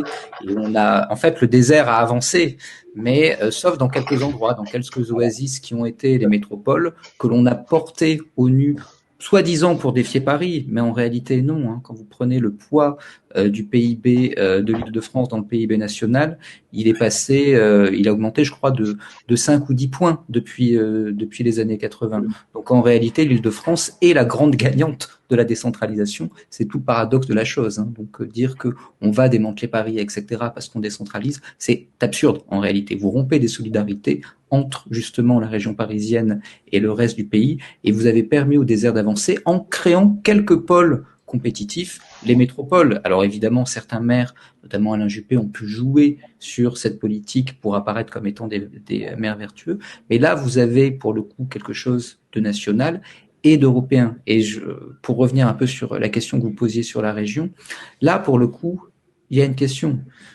La région, en soi, qu'est-ce que ça apporte à un habitant du Cantal d'être représenté à Lyon par rapport à une représentation nationale à Paris? Le lien, moi je suis auvergnat, hein, le lien entre le Cantal et Lyon et du point de vue de la perception du territoire, de la valeur ajoutée d'une démocratie liée à des politiques locales qui sont palpables, compréhensibles. À quoi ça sert la commune, fondamentalement? Pourquoi c'est, comme le dit Larcher, une petite république dans la grande? Dans le cadre de la commune, un impôt est prélevé. Cet impôt, il est voté par le conseil municipal et si jamais il est voté, eh bien, enfin, l'augmentation du taux, c'est, me dit-on, pour permettre, admettons, la rénovation du jardin d'enfants. Je vois évidemment que mon impôt a augmenté, mais je vois également le produit de cet impôt. J'apprends comme ça le ressort de base de la démocratie. Là, il y a un lien. Il y a un lien dans la manière dont je perçois la politique publique et dont je comprends l'impact de la politique publique sur le réel. Ça a un sens au niveau de la commune, ça a un sens également au niveau du département. Quand je suis dans le Cantal et par rapport à une région comme Auvergne-Rhône-Alpes, la réponse c'est pas réellement, en tout cas pas plus que dans le cadre de la représentation au niveau national. Donc l'apport démocratique de la région en soi est discutable. Par ailleurs, on a confié, j'évoquais ça tout à l'heure, à la région des politiques qui, notamment, relèvent de la question de l'aménagement du territoire. Or, justement, ce sont les politiques dont on a besoin pour créer une égalité malgré les inégalités inhérentes à la décentralisation. Donc, cette collectivité-là, la région, elle interroge profondément. Mais en réalité, elle crée deux dynamiques. Elle crée une dynamique politique. Elle permet de tailler des fiefs importants qui, aujourd'hui, deviennent des marchepieds vers la présidentielle. Quand vous regardez les candidats putatifs de la droite à l'Élysée, Xavier Bertrand, Valérie Pécresse, Laurent Wauquiez, aujourd'hui, ils s'appuient sur une région pour justement viser l'Élysée. Là, on est en train de capter un modèle qui est pour le coup assez proche du modèle allemand. Quand vous regardez ce qui s'est passé à la CDU-CSU, on avait l'opposition entre deux ministres-présidents de Länder. Donc là, il y a en effet l'acquisition de positions politiques sur lesquelles il est très difficile de revenir. Et ensuite, je rejoins un peu François là-dessus. L'objectif de Bruxelles, c'était de passer par-dessus les États pour mener les politiques qui sont les siennes, notamment en termes de fonds structuraux, FEDER, etc. Et ça, la région était l'échelon qui était visé par Bruxelles. En créant des régions, eh bien, vous répondez pour le coup à une logique supranationale qui vise à découper le territoire. Et donc, on a créé deux collectivités, non, parce que la métropole n'est pas une collectivité en soi, mais en tout cas, deux échelons qui sont totalement inexistants dans notre histoire nationale, deux échelons qui ont un effet contre-productif du point de vue de l'égalité et de la perception démocratique, mais deux échelons qu'on a sacralisés et qu'on a fait les échelons d'avenir en vidant totalement les autres échelons qui étaient les vrais échelons démocratiques et d'ancrage, y compris d'une identité républicaine assumée. Hein. La commune, premier échelon, je dirais révolutionnaire par essence. D'un autre côté, le département, construction non identitaire, mais lié à une approche républicaine du territoire, avec un vrai attachement des populations. Regardez les mobilisations qu'il y avait eu quand on avait voulu supprimer le numéro sur les plaques d'immatriculation. Eh bien, ces deux échelons-là, on les a dévitalisés au profit de ces échelons nouveaux, problématiques, mais fondamentalement présentés comme étant des échelons d'avenir. Tout à fait. Des échelons, oui. Si je peux me permettre, mais ça a déjà été évoqué, mais je voudrais y revenir quand même, qui sont des échelons pour lesquels il y a une rupture démocratique. Enfin, la loi 4D, s'il y a bien un D qui manque, ça serait celui de démocratie, qui n'y est pas. Mais là, quand on parle des régions ou quand on parle des métropoles, typiquement, on a des échelons où, Benjamin Morel l'évoquait il y a un instant, le citoyen ne peut pas exercer son droit de regard citoyen du point de vue des compétences et du point de vue des réalisations, mais il ne peut même pas avoir un droit de regard direct sur ses élus, parce qu'il ne connaît pas ses élus. Je mets au défi celles et ceux qui nous écoutent de nous citer, 5 peut-être qui vont y arriver, mais 10 conseillers régionaux de leur région. Parce que 10 conseillers régionaux, dans des régions où il y en a à chaque fois une centaine, on devrait pouvoir le faire. Eh ben, on n'est pas capable de le faire, tout simplement. De la même manière que personne ne sait qui est élu à la métropole, sinon le maire de telle ou telle ville qui représente la commune. Mais on voit bien que ce sont des échelons dans lesquels il y a une grande illisibilité. Vous connaissez votre maire et les élus de votre ville, vous connaissiez autrefois les conseillers généraux, vous les connaissez un petit peu, vous connaissez un peu moins les conseillers départementaux maintenant qui sont élus en binôme, qui ont été redécoupés, vous connaissez votre député, mais les conseillers régionaux, vous ne les connaissez pas. Les conseillers au territoire, vous ne les connaissez pas. Et c'est pas un hasard si depuis 2009 et dès le comité Balladur, il y a eu une volonté de revenir aussi sur les modalités d'élection des conseillers généraux et départementaux à l'époque, de coupler ça avec l'élection des conseillers régionaux, pour à chaque fois créer un petit peu plus cette irresponsabilisation, cette déresponsabilisation, mais je pense que ça va encore plus loin, c'est une irresponsabilisation du politique. Aujourd'hui, nous sommes au moment où il y a quasiment une théorisation du fait que le politique n'est plus responsable de ses actes, ce qui lui permet derrière d'appliquer des politiques sans être comptable de quoi que ce soit devant les électeurs. Et puis donc, on pourrait rajouter aussi, du coup, que par rapport à ce constat, au niveau des actions politiques que l'on pourrait mener pour justement essayer de sortir de cet état de fait, justement, peut-être d'appuyer sur la déconcentration. Parce que justement, ce qu'on disait tout à l'heure, le manque d'intervention de l'État dans le cadre des politiques publiques des collectivités, est-ce que justement, par exemple, c'est une proposition, si on décide que les régions actuelles, les assemblées élues, ne devaient plus exister parce qu'elles ont tout un tas de problématiques qu'on vient de soulever, est-ce que si ces régions devenaient des régions à vocation culturelle et touristique, mais qui soient des régions avec, par exemple, un préfet de région ou autre, mais qui ait une vision globale, mais qui ne soit pas remise en jeu d'un point de vue démocratique. Voilà. Est-ce est-ce que cette proposition-là ferait du sens pour vous, qui pourrait à la fois satisfaire un petit peu les problématiques qu'on disait de fiefs électoraux, voilà, de marchepieds politiciens, le fait que les citoyens ne les connaissent pas, et dans le même temps aussi, ce qu'on parlait au tout début par rapport au cas corse, au cas alsacien, de pouvoir renforcer les particularismes régionaux.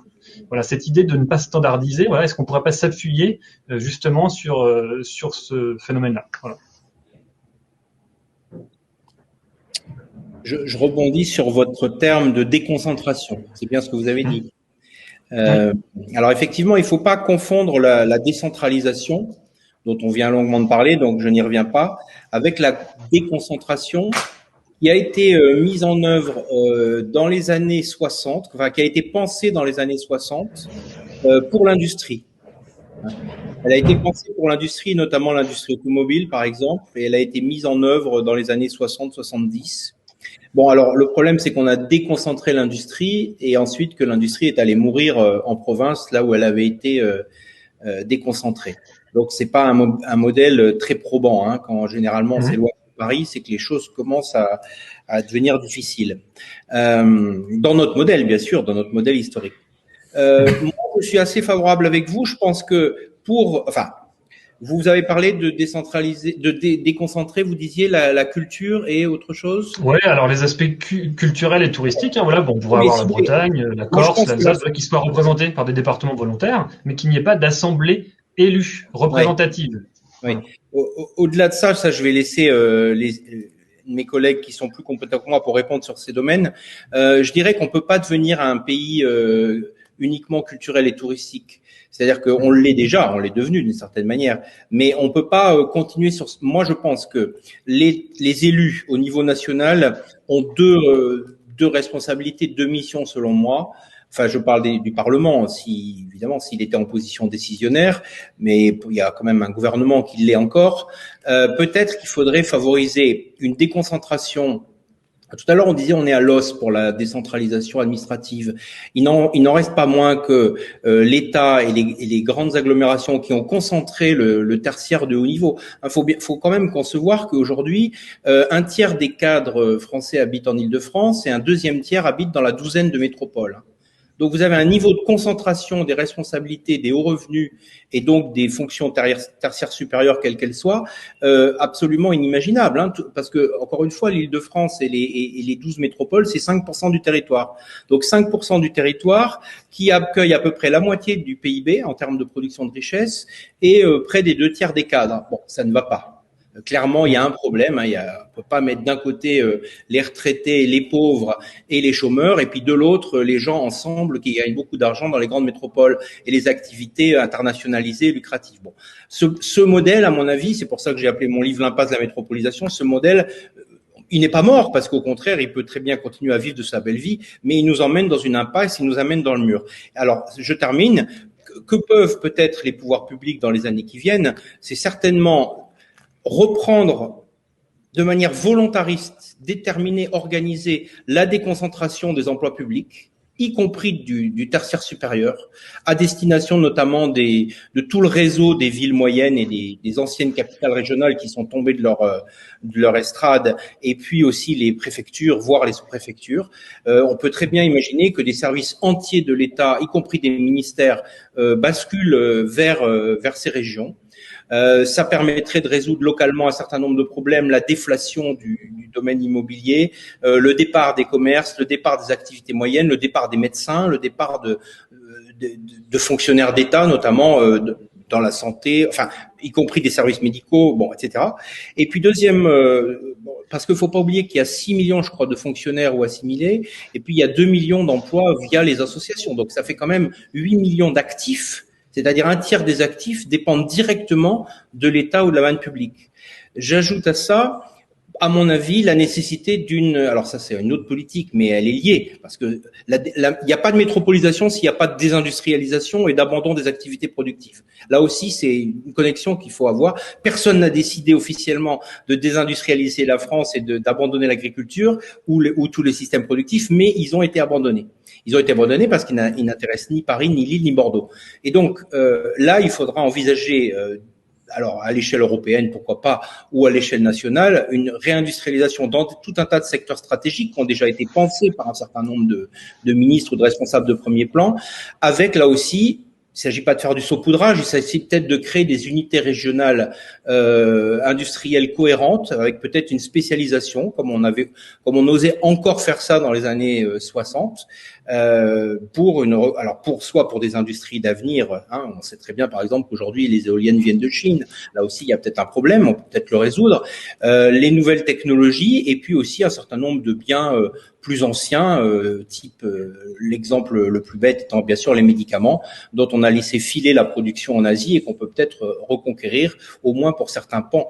Voilà. Donc là, si vous avez à la fois une déconcentration de l'emploi public, notamment des fonctions tertiaires supérieures, j'insiste, parce qu'un des gros problèmes actuellement, c'est l'hyperconcentration des cadres dans un très petit nombre de villes et de territoires, et deuxièmement, couplé par l'arrivée d'usines qui sont aussi des éléments structurants socialement, parce que dans une usine, vous avez un patron, vous avez des ingénieurs, vous avez des cadres grands, moyens, et puis vous avez des classes moyennes, des employés de bureau et des ouvriers.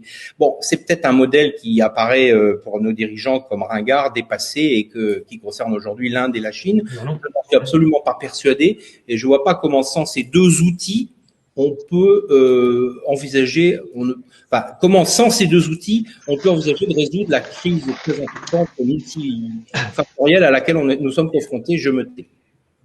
Alors, je pense, du coup, pour rebondir sur ce que vous dites, que l'image de la réindustrialisation et puis de la relocalisation, qu'on pourrait appeler comme ça, du coup, elle n'est pas du tout désuète. On le voit bien à l'occasion de la crise du Covid. Du coup, les gens se sont aperçus qu'on fabriquait pas de respirateurs et de masques. Voilà, c'est un bon exemple. On va dire que les mots de souveraineté économique ne sont plus un gros mot aujourd'hui alors qu'il était auparavant. Voilà. Et donc ça met en lumière aussi peut-être un aspect plus macroéconomique, mais au niveau de la mondialisation. On a parlé de la réussite des métropoles et des régions. Il y a aussi des territoires qui ont échoué dans cette mondialisation. Et peut-être qu'on pourrait parler aussi des territoires qui ont aujourd'hui des grandes difficultés, qu'on pourrait appeler la diagonale du vide ou tout un tas de sous-préfectures, de préfectures, qui sont un peu le revers de ce que l'on a dit du côté positif, en termes de réussite économique, la métropole, la région, ainsi de suite. Et donc voilà, quels sont les effets de cette mondialisation sur des territoires en difficulté aujourd'hui? Et là, vous avez besoin, on l'évoquait tout à l'heure, mais vous avez besoin d'un État qui redevienne réellement un moteur en termes d'aménagement du territoire. Ces territoires-là ne peuvent par définition pas s'en sortir parce qu'ils cumulent les handicaps et que, vous n'avez plus de politique réellement nationale qui peut permettre de les retirer vers le haut. Donc là, il y a un vrai sujet et une vraie question, mais qui doit être pensée pour le coup au niveau national. Oui. Sur la déconcentration, si on considère que la déconcentration et le transfert d'une partie du pouvoir au sein d'une même personne publique, en l'occurrence l'État, de l'échelon central à un échelon local, oui, très clairement, il y a des progrès à faire en la matière. On cite souvent l'enquête Perfit en 1974, elle est intéressante. VGE arrive, il dit la décentralisation, c'est très très bien.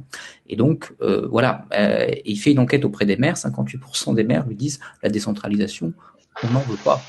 En revanche, ce qu'on veut, c'est de la déconcentration. On veut que l'interlocuteur qui représente l'État face à nous ait le pouvoir d'agir localement. Et là, il y a un vrai sujet. Or, le problème ces dernières années, c'est qu'il s'est passé exactement l'inverse. Absolument. On a un interlocuteur local qui est devenu en grande partie impotent. Il est devenu en partie impotent, évidemment, parce que certaines de ses compétences ont disparu. Il est devenu en partie impotent également parce qu'on a asséché sa capacité d'action. Le rôle du département en matière là je parle de la circonscription administrative, pas de la collectivité territoriale. Le rôle du préfet de département en termes d'aménagement du territoire, en termes d'ingénierie, etc., tout ce qu'il pouvait apporter aux maires, aux petites collectivités pour qu'ils puissent réaliser leurs projets, on l'a tué. On l'a tué soit en le décentralisant, soit en coupant les crédits et en réduisant le nombre de fonctionnaires au niveau local, au niveau déconcentré. La fonction de la DDE, par exemple. C'était la DDE que j'avais à l'esprit, en effet. La fonction publique d'État, entre 2005 et 2014, elle baisse de 2%. La fonction publique territoriale, elle augmente de plus de 50%. On a une inflation de la fonction publique territoriale, mais la fonction publique d'État, elle, tend être compressé tout bêtement parce qu'avec la rhétorique sur la réduction du nombre de fonctionnaires, etc., vous pouvez pas faire pression sur la fonction publique territoriale, sauf à contractualiser, contrat de Cahors, etc., qu'essaie de mettre Macron, mais profondément, libre administration des collectivités territoriales, vous ne pouvez pas y toucher. Donc, sur quoi on joue? Sur la fonction publique d'État. Dans cette fonction publique d'État, vous avez qui? Vous avez les enseignants, vous avez les policiers, vous avez la justice, on voit les problèmes, et vous avez également l'administration déconcentrée. Cette administration déconcentrée, aujourd'hui, elle manque pas seulement à l'État, elle manque également aux élus. Donc la déconcentration, ça passe par plus de pouvoir, notamment au préfet de département, ça passe par plus de pouvoir, par plus de moyens dans le cadre notamment des départements. Et là, on règle en partie la question de la métropolisation. Enfin, on règle. En tout cas, on apporte un embryon de solution en redonnant du pouvoir localement dans le cadre des départements aux chefs-lieux de département. Et 2 points sur ce que vous évoquez. Sur, d'un côté, est-ce qu'il faut déconcentrer la culture, notamment dans un objectif touristique et de promotion des identités? Oui et non. Attention quand même. C'est-à-dire que on évoquait tout à l'heure la Bretagne. Aujourd'hui, par exemple, en Bretagne, vous avez la mise en place de panneaux en breton dans des territoires dans lesquels on n'a jamais parlé breton, dans des territoires gallo. Vous avez un jeu de conquête culturelle par des associations qui sont des associations ethno-régionalistes qui ont un objectif sécessionniste, clairement avoué, et pour le coup, de conquête culturelle de territoires qui, normalement, sont hors de leur champ culturel initial. On connaît la même chose en Espagne avec le Pays Basque, avec la Catalogne. Est-ce que une administration déconcentrée peut mieux résister qu'une administration décentralisée? C'est probable, mais c'est probablement pas non plus tout à fait évident, parce que de la part d'une administration déconcentrée, vous devez être dans un jeu de dialogue avec les partenaires locaux. Donc là, il y a malgré tout besoin de garde-fou national en la matière, ce qui signifie pas qu'on peut pas déconcentrer en partie, mais attention, tout n'est pas non plus localisable, si vous voulez. Deuxième élément, cette déconcentration qui est évoquée, elle ne s'oppose pas à une forme de décentralisation. La décentralisation, il faut pas tomber dans l'excès inverse, faut pas dire c'est mal en soi. La décentralisation, notamment au niveau des communes, redonner réellement du pouvoir aux communes, c'est un enjeu démocratique tout à fait majeur. Et il y a en effet des compétences aux intercos, mais également aux départements ou aux régions qui pourraient être maintenues dans un cadre décentralisé au niveau du département, au niveau de la commune, pour redonner réellement du sens à ces collectivités territoriales. J'irai même plus loin. La clause de compétence générale qu'on a supprimée pour les départements et les régions, rendre cette clause de compétence générale au département, c'est assez sain d'un point de vue démocratique. Avec des vrais moyens, vous pouvez avoir de vrais projets locaux qui, justement, abondent dans une autre perspective démocratique, mais avec un État garde-fou de l'égalité et avec une administration déconcentrée qui apporte les moyens aux élus et qui est réellement l'interlocuteur de ces élus pour mener ces projets.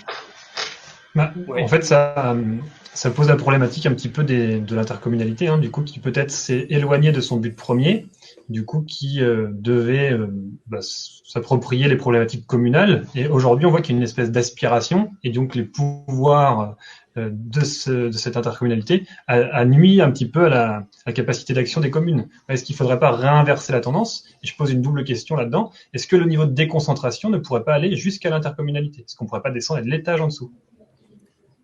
Surtout, moi, je rejoins ce qui a été dit sur les leviers qu'il faut activer, à la fois celui de la déconcentration, mais aussi coupler cela nécessairement avec la recréation de valeur au sein des territoires par de la réindustrialisation et par de la relocalisation. Et ça doit être piloté au niveau national. On en a des exemples sous les yeux actuellement. C'est la politique typiquement que mène le Japon quand il rapatrie à des fins économiques et géopolitiques des entreprises nationales, mais qui étaient implantées dans des pays voisins, notamment en Chine ou dans le sud-est asiatique. Ça se fait, ça peut exister. C'est beaucoup plus malin que de donner une forme de passeport fiscal aux entreprises dont on voudrait rapatrier les capitaux. Il vaut mieux rapatrier les entreprises et les industries dans le pays. Donc ça peut se faire. Mais le troisième aspect que moi je voudrais évoquer, c'est que je suis d'accord avec Benjamin Morel, il n'y a pas de contradiction entre la déconcentration et la décentralisation. Mais par contre, il y a un effet pervers dans la décentralisation qu'on a connu, qui est la création de baronnies locales, voilà, qui ont pourri le jeu démocratique. Et une réforme territoriale ne peut pas se faire sans à côté une réforme institutionnelle qui redonne de nouvelles règles du jeu pour empêcher de perpétuer ce qu'on a connu dans les dernières années. On peut pas continuer à avoir une concentration, pour le coup, dans les territoires, de tous les pouvoirs dans les mains d'un même élu qui reste en place pendant des décennies et des décennies et qui est à la tête de la grande collectivité locale, de la grande commune, de la grande intercommunalité, du département, etc., etc. Donc à un moment donné, il va falloir se donner aussi de nouvelles règles démocratiques. On pourra pas échapper à cela en termes de cumul des mandats dans le temps, de cumul des mandats d'un point de vue géographique, en termes de droit de regard et de droit d'intervention des citoyens dans la vie locale, la capacité à faire des propositions aux conseils municipaux, aux conseils départementaux, la capacité de pouvoir, en cours de mandat, révoquer éventuellement les élus, de sorte que le citoyen ne soit pas citoyen qu'au moment de l'élection, mais qu'il soit de manière permanente et inaliénable. Donc je crois que ça doit aussi aller de pair avec une réforme. Et puis pour terminer sur ce point, ce qui doit être pensé quand même, on l'a évoqué tout à l'heure dans la première partie, quand on parlait de l'unité de l'indivisibilité de la République, et finalement le fait qu'on partait vers une République à géométrie variable. C'est la question du cadre qui doit être posée. On a tendance à nous dire aujourd'hui, il faut effacer le cadre législatif pour pouvoir permettre à chacun de faire ce qu'il veut. Non, la question est mal posée. Il faut définir à quel niveau on met le cadre, justement pour garantir la liberté d'action au sein de celui-ci, mais au sein d'un cadre unitaire pour tous. Je crois que là, il y a deux mouvements qui s'opposent en la matière, et l'unité et l'indivisibilité de la République n'impose pas l'uniformité en son sein, et donc des choses peuvent être faites. Finalement, si on résumait, moi j'ai l'impression que c'est un peu le même débat qu'on connaît depuis 200 ans. Moi je me souviens de Saint-Just qui disait, alors une partie de la réforme territoriale avait été faite déjà pendant la Révolution française, mais en 1793, il disait que si le peuple est divisé, la force du gouvernement se renforce, mais qu'à l'inverse, si la division est attachée au peuple, et bien dans ce cas-là, c'est le souverain qui se forme et la République qui existe. Ben, il faut penser comment on veut créer cette République, à quel niveau on le fait et sur quelle base. Est-ce qu'on est sur une base purement économique pour faire des villes et des entités État et revenir 6 siècles en arrière, comme on le fait aujourd'hui avec le couple métropole-région, ou est-ce qu'on veut des divisions territoriales qui sont des divisions qui permettent une expression démocratique, comme c'était le cas, mais à parfaire avec le triptyque commune, département, région. Il faut reposer le problème de manière politique, mais non pas technique ou économique. Ça a été le grand mal de ces dernières années en la matière. Benjamin, je vous laisse répondre si vous voulez, mais je voudrais juste dire un mot. Je me cite. Pour appuyer sur ce que vous venez de dire, ça m'a fait penser à ça, que vous venez de dire sur les baronnies locales, parce que c'est vraiment un hold-up démocratique, hein. Il faut, alors, j'avais calculé, hein, à partir des résultats des élections de 2014, des élections municipales, et j'avais regardé combien ce qu'on appelle les grands barons régionaux, hein, que ce soit Martine Aubry, Alain Juppé quand il était en situation, Philippe Sorel à Montpellier, ces patrons qui apparaissent vraiment comme des grands barons régionaux, qu'est-ce qu'ils représentent en termes démocratiques? Alain Juppé, en 2014, dirige donc les dirigeants, le patron de la région a été élu au total par 5,9% de la population de l'agglomération bordelaise. C'est normal puisqu'il n'est élu que de la ville de Bordeaux. Ça, et avec des taux d'absentéisme très importants, donc 5,9.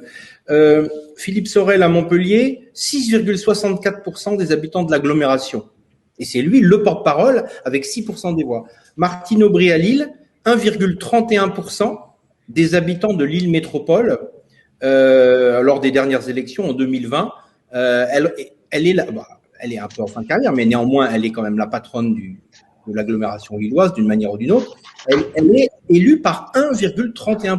Allez, donc non seulement ces baronnies sont perverses, mais de surcroît, il y a un mensonge. C'est-à-dire que ce sont vraiment des barons en réalité. Ce sont des gens qui ne sont pas élus et qui pourtant sont les interlocuteurs primordiaux du gouvernement et des autorités de l'État parisien. Donc il y a vraiment un gros problème démocratique. Ça, c'est une vraie question, hein. Le taux d'abstention au régional, il est passé de 25% en 86 à 50% en 2015.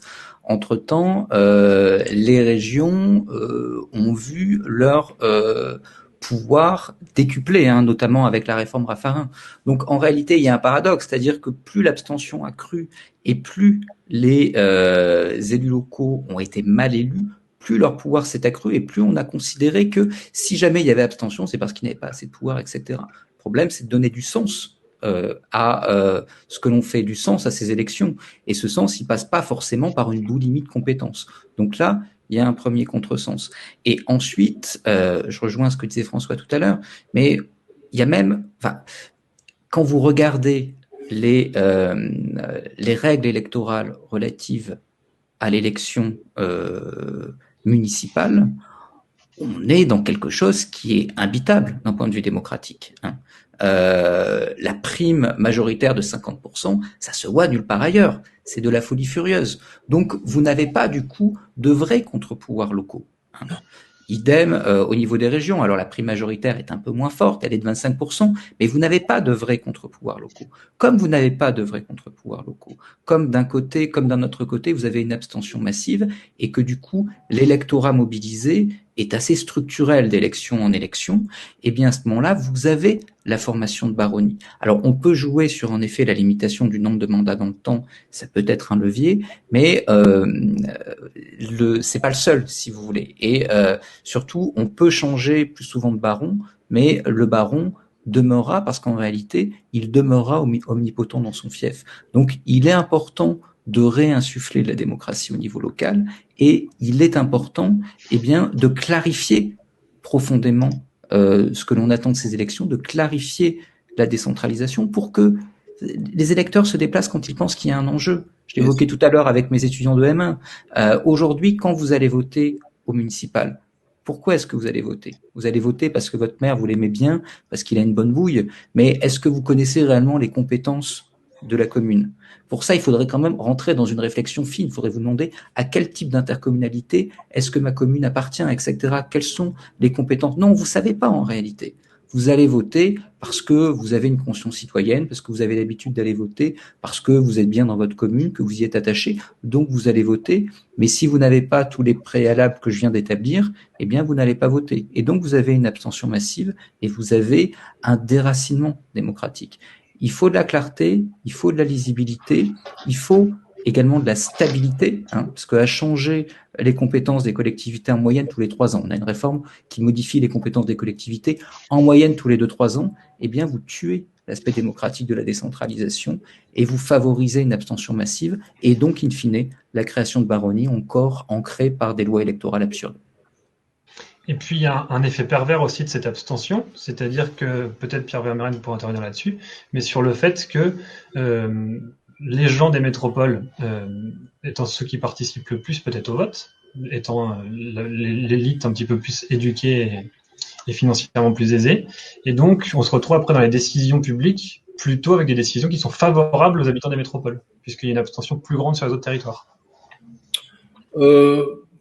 Oui, vous avez globalement raison, mais je ne pense pas que ce soit la cause. Vous savez, encore une fois, les barons dont on vient de parler, le pouvoir qui se trouve à Paris, je vais prendre un exemple concret. Je vais prendre l'exemple de la SNCF. Bon, là aussi, j'en parle dans mon livre. J'ai pas retenu tout, mais en gros, sur les 100 milliards, alors vraiment, j'y vais à la hache, mais pour être clair, sur les 100 milliards qu'a investi la SNCF dans les 10 ou 20 dernières années, on observe que ça profite essentiellement au TGV et aux trains de banlieue. D'accord? On a abandonné les trains, par exemple. D'abord, on a abandonné le fret, pour commencer. Soi-disant, tout le monde est intéressé par l'écologie, mais on abandonne le fret ferroviaire. Bon, ça c'est déjà un paradoxe. Et on met tout sur des camions qui traversent la France dans tous les sens. Bon, ça c'est donc abandon du fret. Deuxièmement, abandon des liaisons interprovinciales, si j'ose dire, ce gros mot. vous n'avez plus de train Brest-Nice via Bordeaux-Toulouse, Montpellier. Ça, en gros, ça n'existe plus. Aujourd'hui, quand vous prenez le train pour aller de Paris à Rouen, il y a 25 ans, on mettait 1 heure, maintenant on met 1h25. Bon, etc., etc. Je rappelle quelques accidents de train mémorables de ces dernières années. Donc, ces lignes ont été abandonnées, les lignes secondaires. Plusieurs dizaines de milliers ont été carrément fermées. Parce que là, je parlais encore de liaison entre des grandes villes. Aujourd'hui, pour aller de Bordeaux à Brest, il faut passer par Paris. Donc les TGV ont reçu le tiers, je crois, à peu près entre le quart et le tiers de l'investissement. Les trains de banlieue, essentiellement évidemment à Marseille, Paris, Lyon, dans les grandes agglomérations. Et si vous regardez, si vous faites un bilan, vous regardez que la grande majorité des investissements publics de la SNCF, qui était jusque-là une entreprise publique, ont profité aux 20% de la population qui habite dans les métropoles. Vous voyez. Alors là, la rupture d'égalité, elle est gigantesque. Donc, vous avez un effet écologique extrêmement pervers. Vous avez un effet principe d'égalité bafoué. Vous avez une perte de sens de ce que c'est qu'une entreprise nationale. Bon, ça a été voulu, mais enfin, là, ça atteint quand même des sommets extraordinaires. Voilà, donc si vous voulez, en termes de gouvernance, je reviens à votre question, est-ce que ça a un rapport avec le fait qu'il y a une abstention en province? Absolument pas. Absolument pas. Quand bien même les provinces voteraient à 80%, d'ailleurs souvent dans les villages, il y a un taux de vote qui est très supérieur à celui qu'on trouve dans les banlieues en France, parce que pour des raisons, parce qu'on connaît, parce ça fait une petite sortie collective, parce que c'est des personnes plus âgées donc qui votent plus, etc. Mais ça n'a aucun impact. Parce que les décisions, elles sont prises par le centre. Et quand, par exemple, là encore, Bordeaux négocie la transformation de la ligne LGV qui va de Tours à Bordeaux, qui permet aux Bordelais de gagner 1 heure de transport entre Paris et Bordeaux pour, je crois, 20 milliards d'euros. Vous voyez, ça intéresse qui?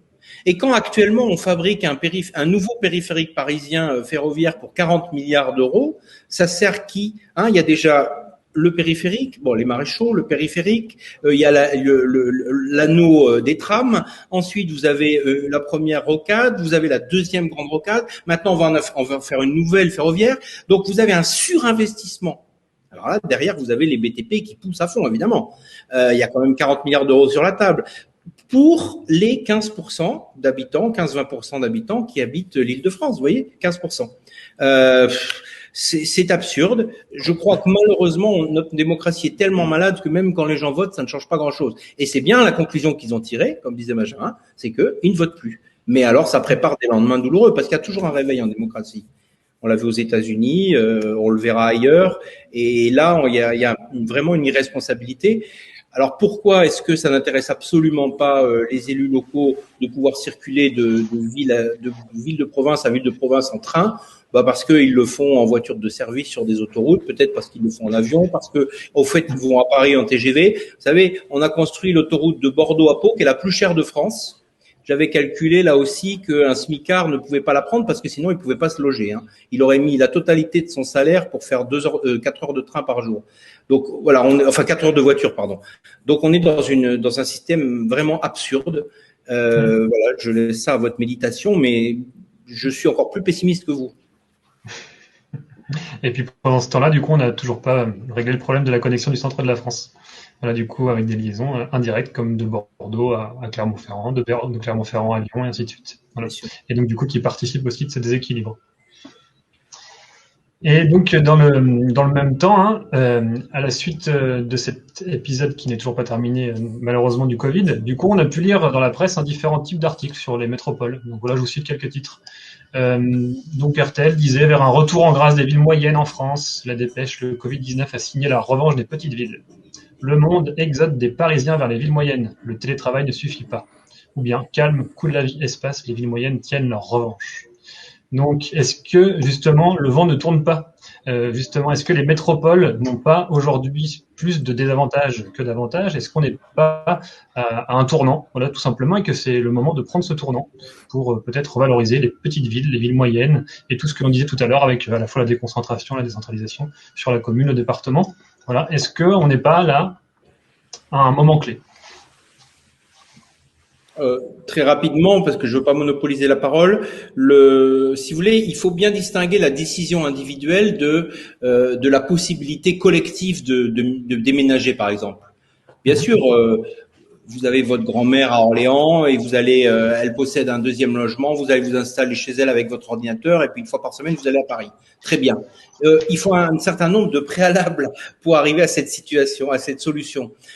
Apparemment, le confinement montre aux patrons, aux managers que les limites du télétravail. Ça, au début, on s'est beaucoup enthousiasmé. On verra ce que ça donne dans la durée. On sait aussi que 80% ou plus même des cadres parisiens en ont ras-le-bol de l'Île-de-France, veulent partir.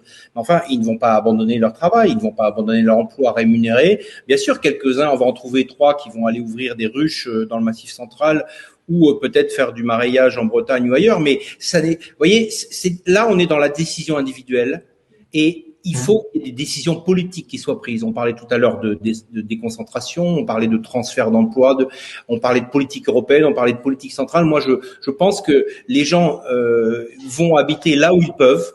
Les classes populaires sont chassées des métropoles. Les cadres vont vers les métropoles justement parce que sinon, ils n'ont pas de boulot. Donc, il y a un moment... oui, bien sûr, on a envie de certaines choses, les journalistes s'enthousiasment, ça y est, c'est la revanche. Il n'y aura pas de revanche s'il n'y a pas de décision politique, c'est ma conviction. Oui, je suis assez d'accord avec ça. Je crois que pour le coup, on évoquait la question de l'aménagement du territoire, il y a un changement de paradigme politique sur ces sujets-là qui doit être fait au niveau de l'État, au niveau central. Il faut qu'il y ait pour le coup une vraie question, un vrai débat au niveau national. Et je suis même pas sûr d'ailleurs qu'un débat soit suffisant. C'est intéressant de voir le grand débat après les Gilets jaunes.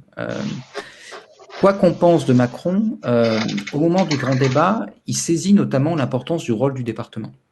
Et il saisit, au regard de la loi NOTRe, notamment sous la pression de Lecornu, la nécessité de repenser une répartition des compétences qui redonne du pouvoir au département et au chef-lieu de département. Et il y a une vraie volonté politique portée surtout par Lecornu à l'époque. Elle achoppe totalement.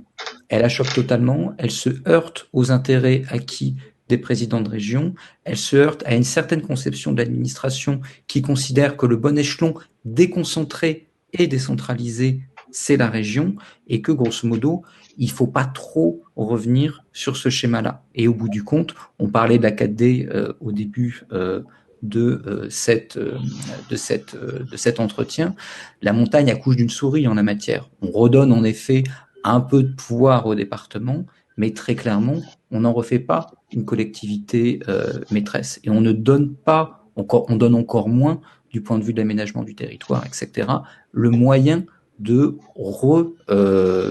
réinsuffler du dynamisme à des territoires extra-métropolitains. Donc là-dessus, vous avez aujourd'hui à la fois tellement de blocages mentaux liés à une perception de ces questions construite sur le temps long depuis les années 80, de blocages, je parlais d'effets cliqués tout à l'heure, mais de blocages électoraux à travers des intérêts constitués dans le cadre de fief par certains élus, et d'un autre côté de blocages administratifs liés à des positions acquises au sein d'administrations concentrées et déconcentrées, que en réalité, il faut réellement, en début de quinquennat, avec une vraie politique et une vraie vision, enclencher une révolution en la matière. Si on fait comme on fait généralement avec les lois de décentralisation, c'est-à-dire si jamais on repense notre rapport au territoire au milieu ou à la fin du quinquennat, parce qu'en réalité, on n'en fait qu'un enjeu technique avec pour objectif de satisfaire quelques barons locaux pour les ramener dans l'escarcelle en vue des futures présidentielles, c'est surtout ça la loi 4D, ne nous mentons pas,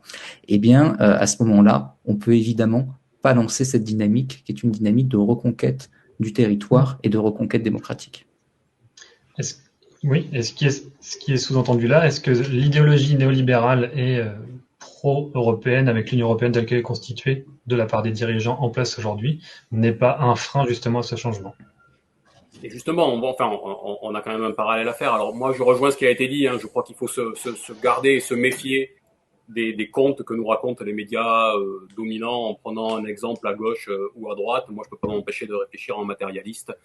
les gens s'installent et vivent là où ils peuvent avoir les conditions matérielles de vie pour eux et pour les leurs. Et peut-être que cette crise nous dit que on rentre dans l'ère de ce que moi j'appelle les solidarités repliées, où on a envie de prendre soin de soi, mais de prendre soin des siens aussi. Et donc les gens ne partent pas et ne partiront pas forcément à l'aventure et resteront dans les endroits où a lieu actuellement et où est construite l'hyperconcentration et où on tend de plus en plus vers ça. Mais pour revenir sur le dernier point, je crois que pour rompre cette chaîne de l'hyperconcentration, il faut qu'on la pose d'un point de vue démocratique. Si on regarde d'une manière un peu plus ample, on entre dans le temps de peut-être du post-politique. Voilà. On le voit, je crois qu'on est en train de l'atteindre dans un pays voisin et ami qu'est l'Italie. Je pense que nous sommes prêts à y rentrer aussi. Le moment où toutes les solutions ont été explorées, semble-t-il, par les citoyens, où c'est toujours une même politique qui s'applique, ou même celles et ceux qui prétendaient faire preuve de radicalité dans un sens ou dans un autre, finalement sont rentrés dans le moule, où on rentre dans un gouvernement technocratique où le politique s'efface, et où finalement le citoyen se dit « je m'éloigne du vote, et finalement je me résous à voter contre le politique et pour la technocratie, parce que cette technocratie a finalement quelques intérêts à se maintenir en place, et finalement elle fera pas pire que celles et ceux qui prétendaient changer notre vie. Ce temps du post-politique, je crois qu'on est en train d'y rentrer d'une manière globale, et sa déclinaison à l'échelon local, c'est toutes ces réformes territoriales que l'on connaît, c'est tous ces échelons qu'on a évoqués tout au long de cet échange, tant du côté de la région que du côté de la métropole, que du côté des intercommunalités. C'est une réponse globale qu'il faut apporter. Il faut reposer la question de comment on reprend en main la décision. La reprise en main de la décision, elle s'opère à tout niveau sur la question du politique, mais à partir du moment où on le fait sur le politique, on le fait sur les échelons territoriaux. Si on le prend d'une manière technique, on ne s'en sortira pas. Et ça, pour le coup, Macron a écrit un bouquin qui s'appelait Révolution. Eh ben, ça l'inviterait lui à se révolutionner lui-même, et chacun peut-être à révolutionner sa pensée, parce que c'est une pensée unique qui s'impose à nous en matière d'organisation territoriale et donc d'organisation démocratique depuis maintenant 30 ans. Donc on voit aujourd'hui toutes les limites. Merci. Oui, bien sûr. Bon, je vous laisse. Ce que vous avez dit, on peut retourner. On pourrait dire qu'aujourd'hui, déjà, la technocratie est au pouvoir et que peut-être, justement, on aurait besoin de politiques avec une vision un peu moins rigide, un peu moins juridique, un peu plus cultivée, un peu plus historique. Hein. Bon. Mais c'est pas ça. Oui. C'est pas ça que je voulais dire. Je voulais dire encore une chose pour rebondir sur votre question, quand vous m'avez parlé du déménagement vers les villes moyennes, les préfectures, etc. Je crois que la crise des Gilets jaunes, ça a été la crise des Français qui habitent loin de la médecine efficace, performante, et loin de l'école efficace et performante. Hein. Pourquoi est-ce que aussi les cadres vont se concentrer dans un certain nombre de lieux? C'est certes parce qu'ils ont des emplois, mais c'est aussi parce qu'ils ont les meilleures écoles pour mettre leurs enfants et ils ont les meilleurs services hospitaliers. Et dans un très grand nombre de petites villes ou de villes moyennes, vous avez une médecine de deuxième zone dans laquelle, vous savez, dans un CHU d'une grande ville de province, vous avez les premiers arrivés au classement, et puis on envoie les derniers au classement et les médecins étrangers dans ce qu'ils appellent les hôpitaux périphériques. Malheureusement, comme l'État est devenu très faible, il n'a plus vraiment la force non plus d'envoyer ses meilleurs fonctionnaires, par exemple dans l'éducation nationale, dans les lycées périphériques, que ce soit dans le banlieue, que ce soit dans les zones rurales ou dans un certain nombre de départements. Et je parle en connaissance de cause, pour être parmi vous, parce que j'ai eu la chance de vivre à une époque où l'État envoyait ses normaliens dans les lycées les plus secondaires et les plus ruraux et les plus éloignés de Paris. Vous voyez, donc ça n'existe plus. Et donc peut-être qu'il faudra aussi un certain volontarisme politique extrêmement puissant pour redoter, par exemple, à l'échelle des anciennes régions, je parle des 22 régions, on peut peut-être parler en termes de département, je ne sais pas, et que dans chaque territoire conséquent, il y ait un hôpital. Alors peut-être qu'il faut diviser les CHU en deux, par service, je ne sais pas.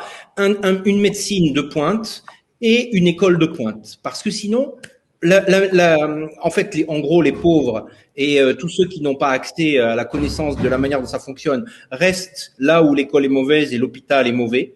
et les autres vont s'installer près des services publics de qualité. Donc là, c'est encore une fois l'échelon central qui seul peut décider ça. Avec la meilleure volonté du monde, le maire d'une petite commune, il ne peut attirer ni les bons profs, ni les bons médecins. Donc, je pense que cette dimension-là, les gens ont peu d'enfants, ils veulent qu'ils soient très bien éduqués, ils ont très peur de mourir, on vient de s'en rendre compte avec le Covid, et ils veulent une médecine de pointe. Et ben, ça, malheureusement, la médecine une et unifiée en France et l'école une et unifiée, ça n'existe plus. Et peut-être qu'il faut le repenser avec les moyens du bord, c'est-à-dire au moins répartir un petit peu ses compétences.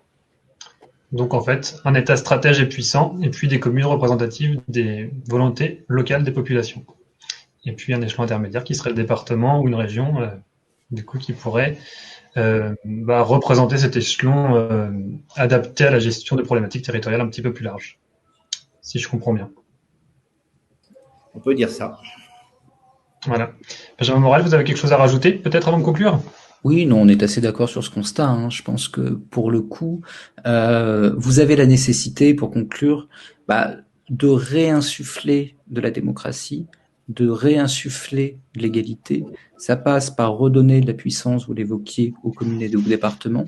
Ça passe par redonner de l'incompétence et de la force d'action à l'État. Sans ça, en réalité, il y a deux modèles qui risquent de s'imposer à nous.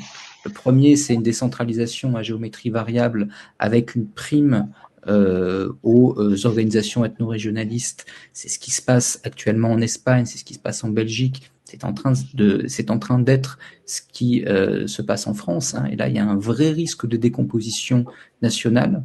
Je suis à peu près persuadé que si nous ne faisons rien, ce qui arrive actuellement en Espagne nous arrivera demain d'ici 20 à 25 ans. Le jacobinisme là-dessus nous a pas immunisés contre la montée des revendications ethno-régionalistes, il nous a désensibilisés. Et les mouvements sont là et ils sont extrêmement forts. Donc ça, c'est le premier danger qui nous guette. Le deuxième danger, c'est une vraie rupture en termes d'égalité. Quand vous regardez ce qui se passe notamment en Italie, vous voyez que les régions les plus riches, fortes de leur richesse, ont demandé plus de décentralisation et que, une fois qu'elles l'ont obtenu, elles ont exigé et obtenu de rompre, c'était la réforme du fédéralisme fiscal, avec la solidarité nationale. Et là, vous avez un creusement très très fort des inégalités territoriales et des inégalités économiques qui ensuite se produit, et vous avez une partie du territoire qui est délaissée. Et donc à partir de là, vous avez ensuite des problématiques politiques qui évidemment sont inhérentes à ce creusement des inégalités.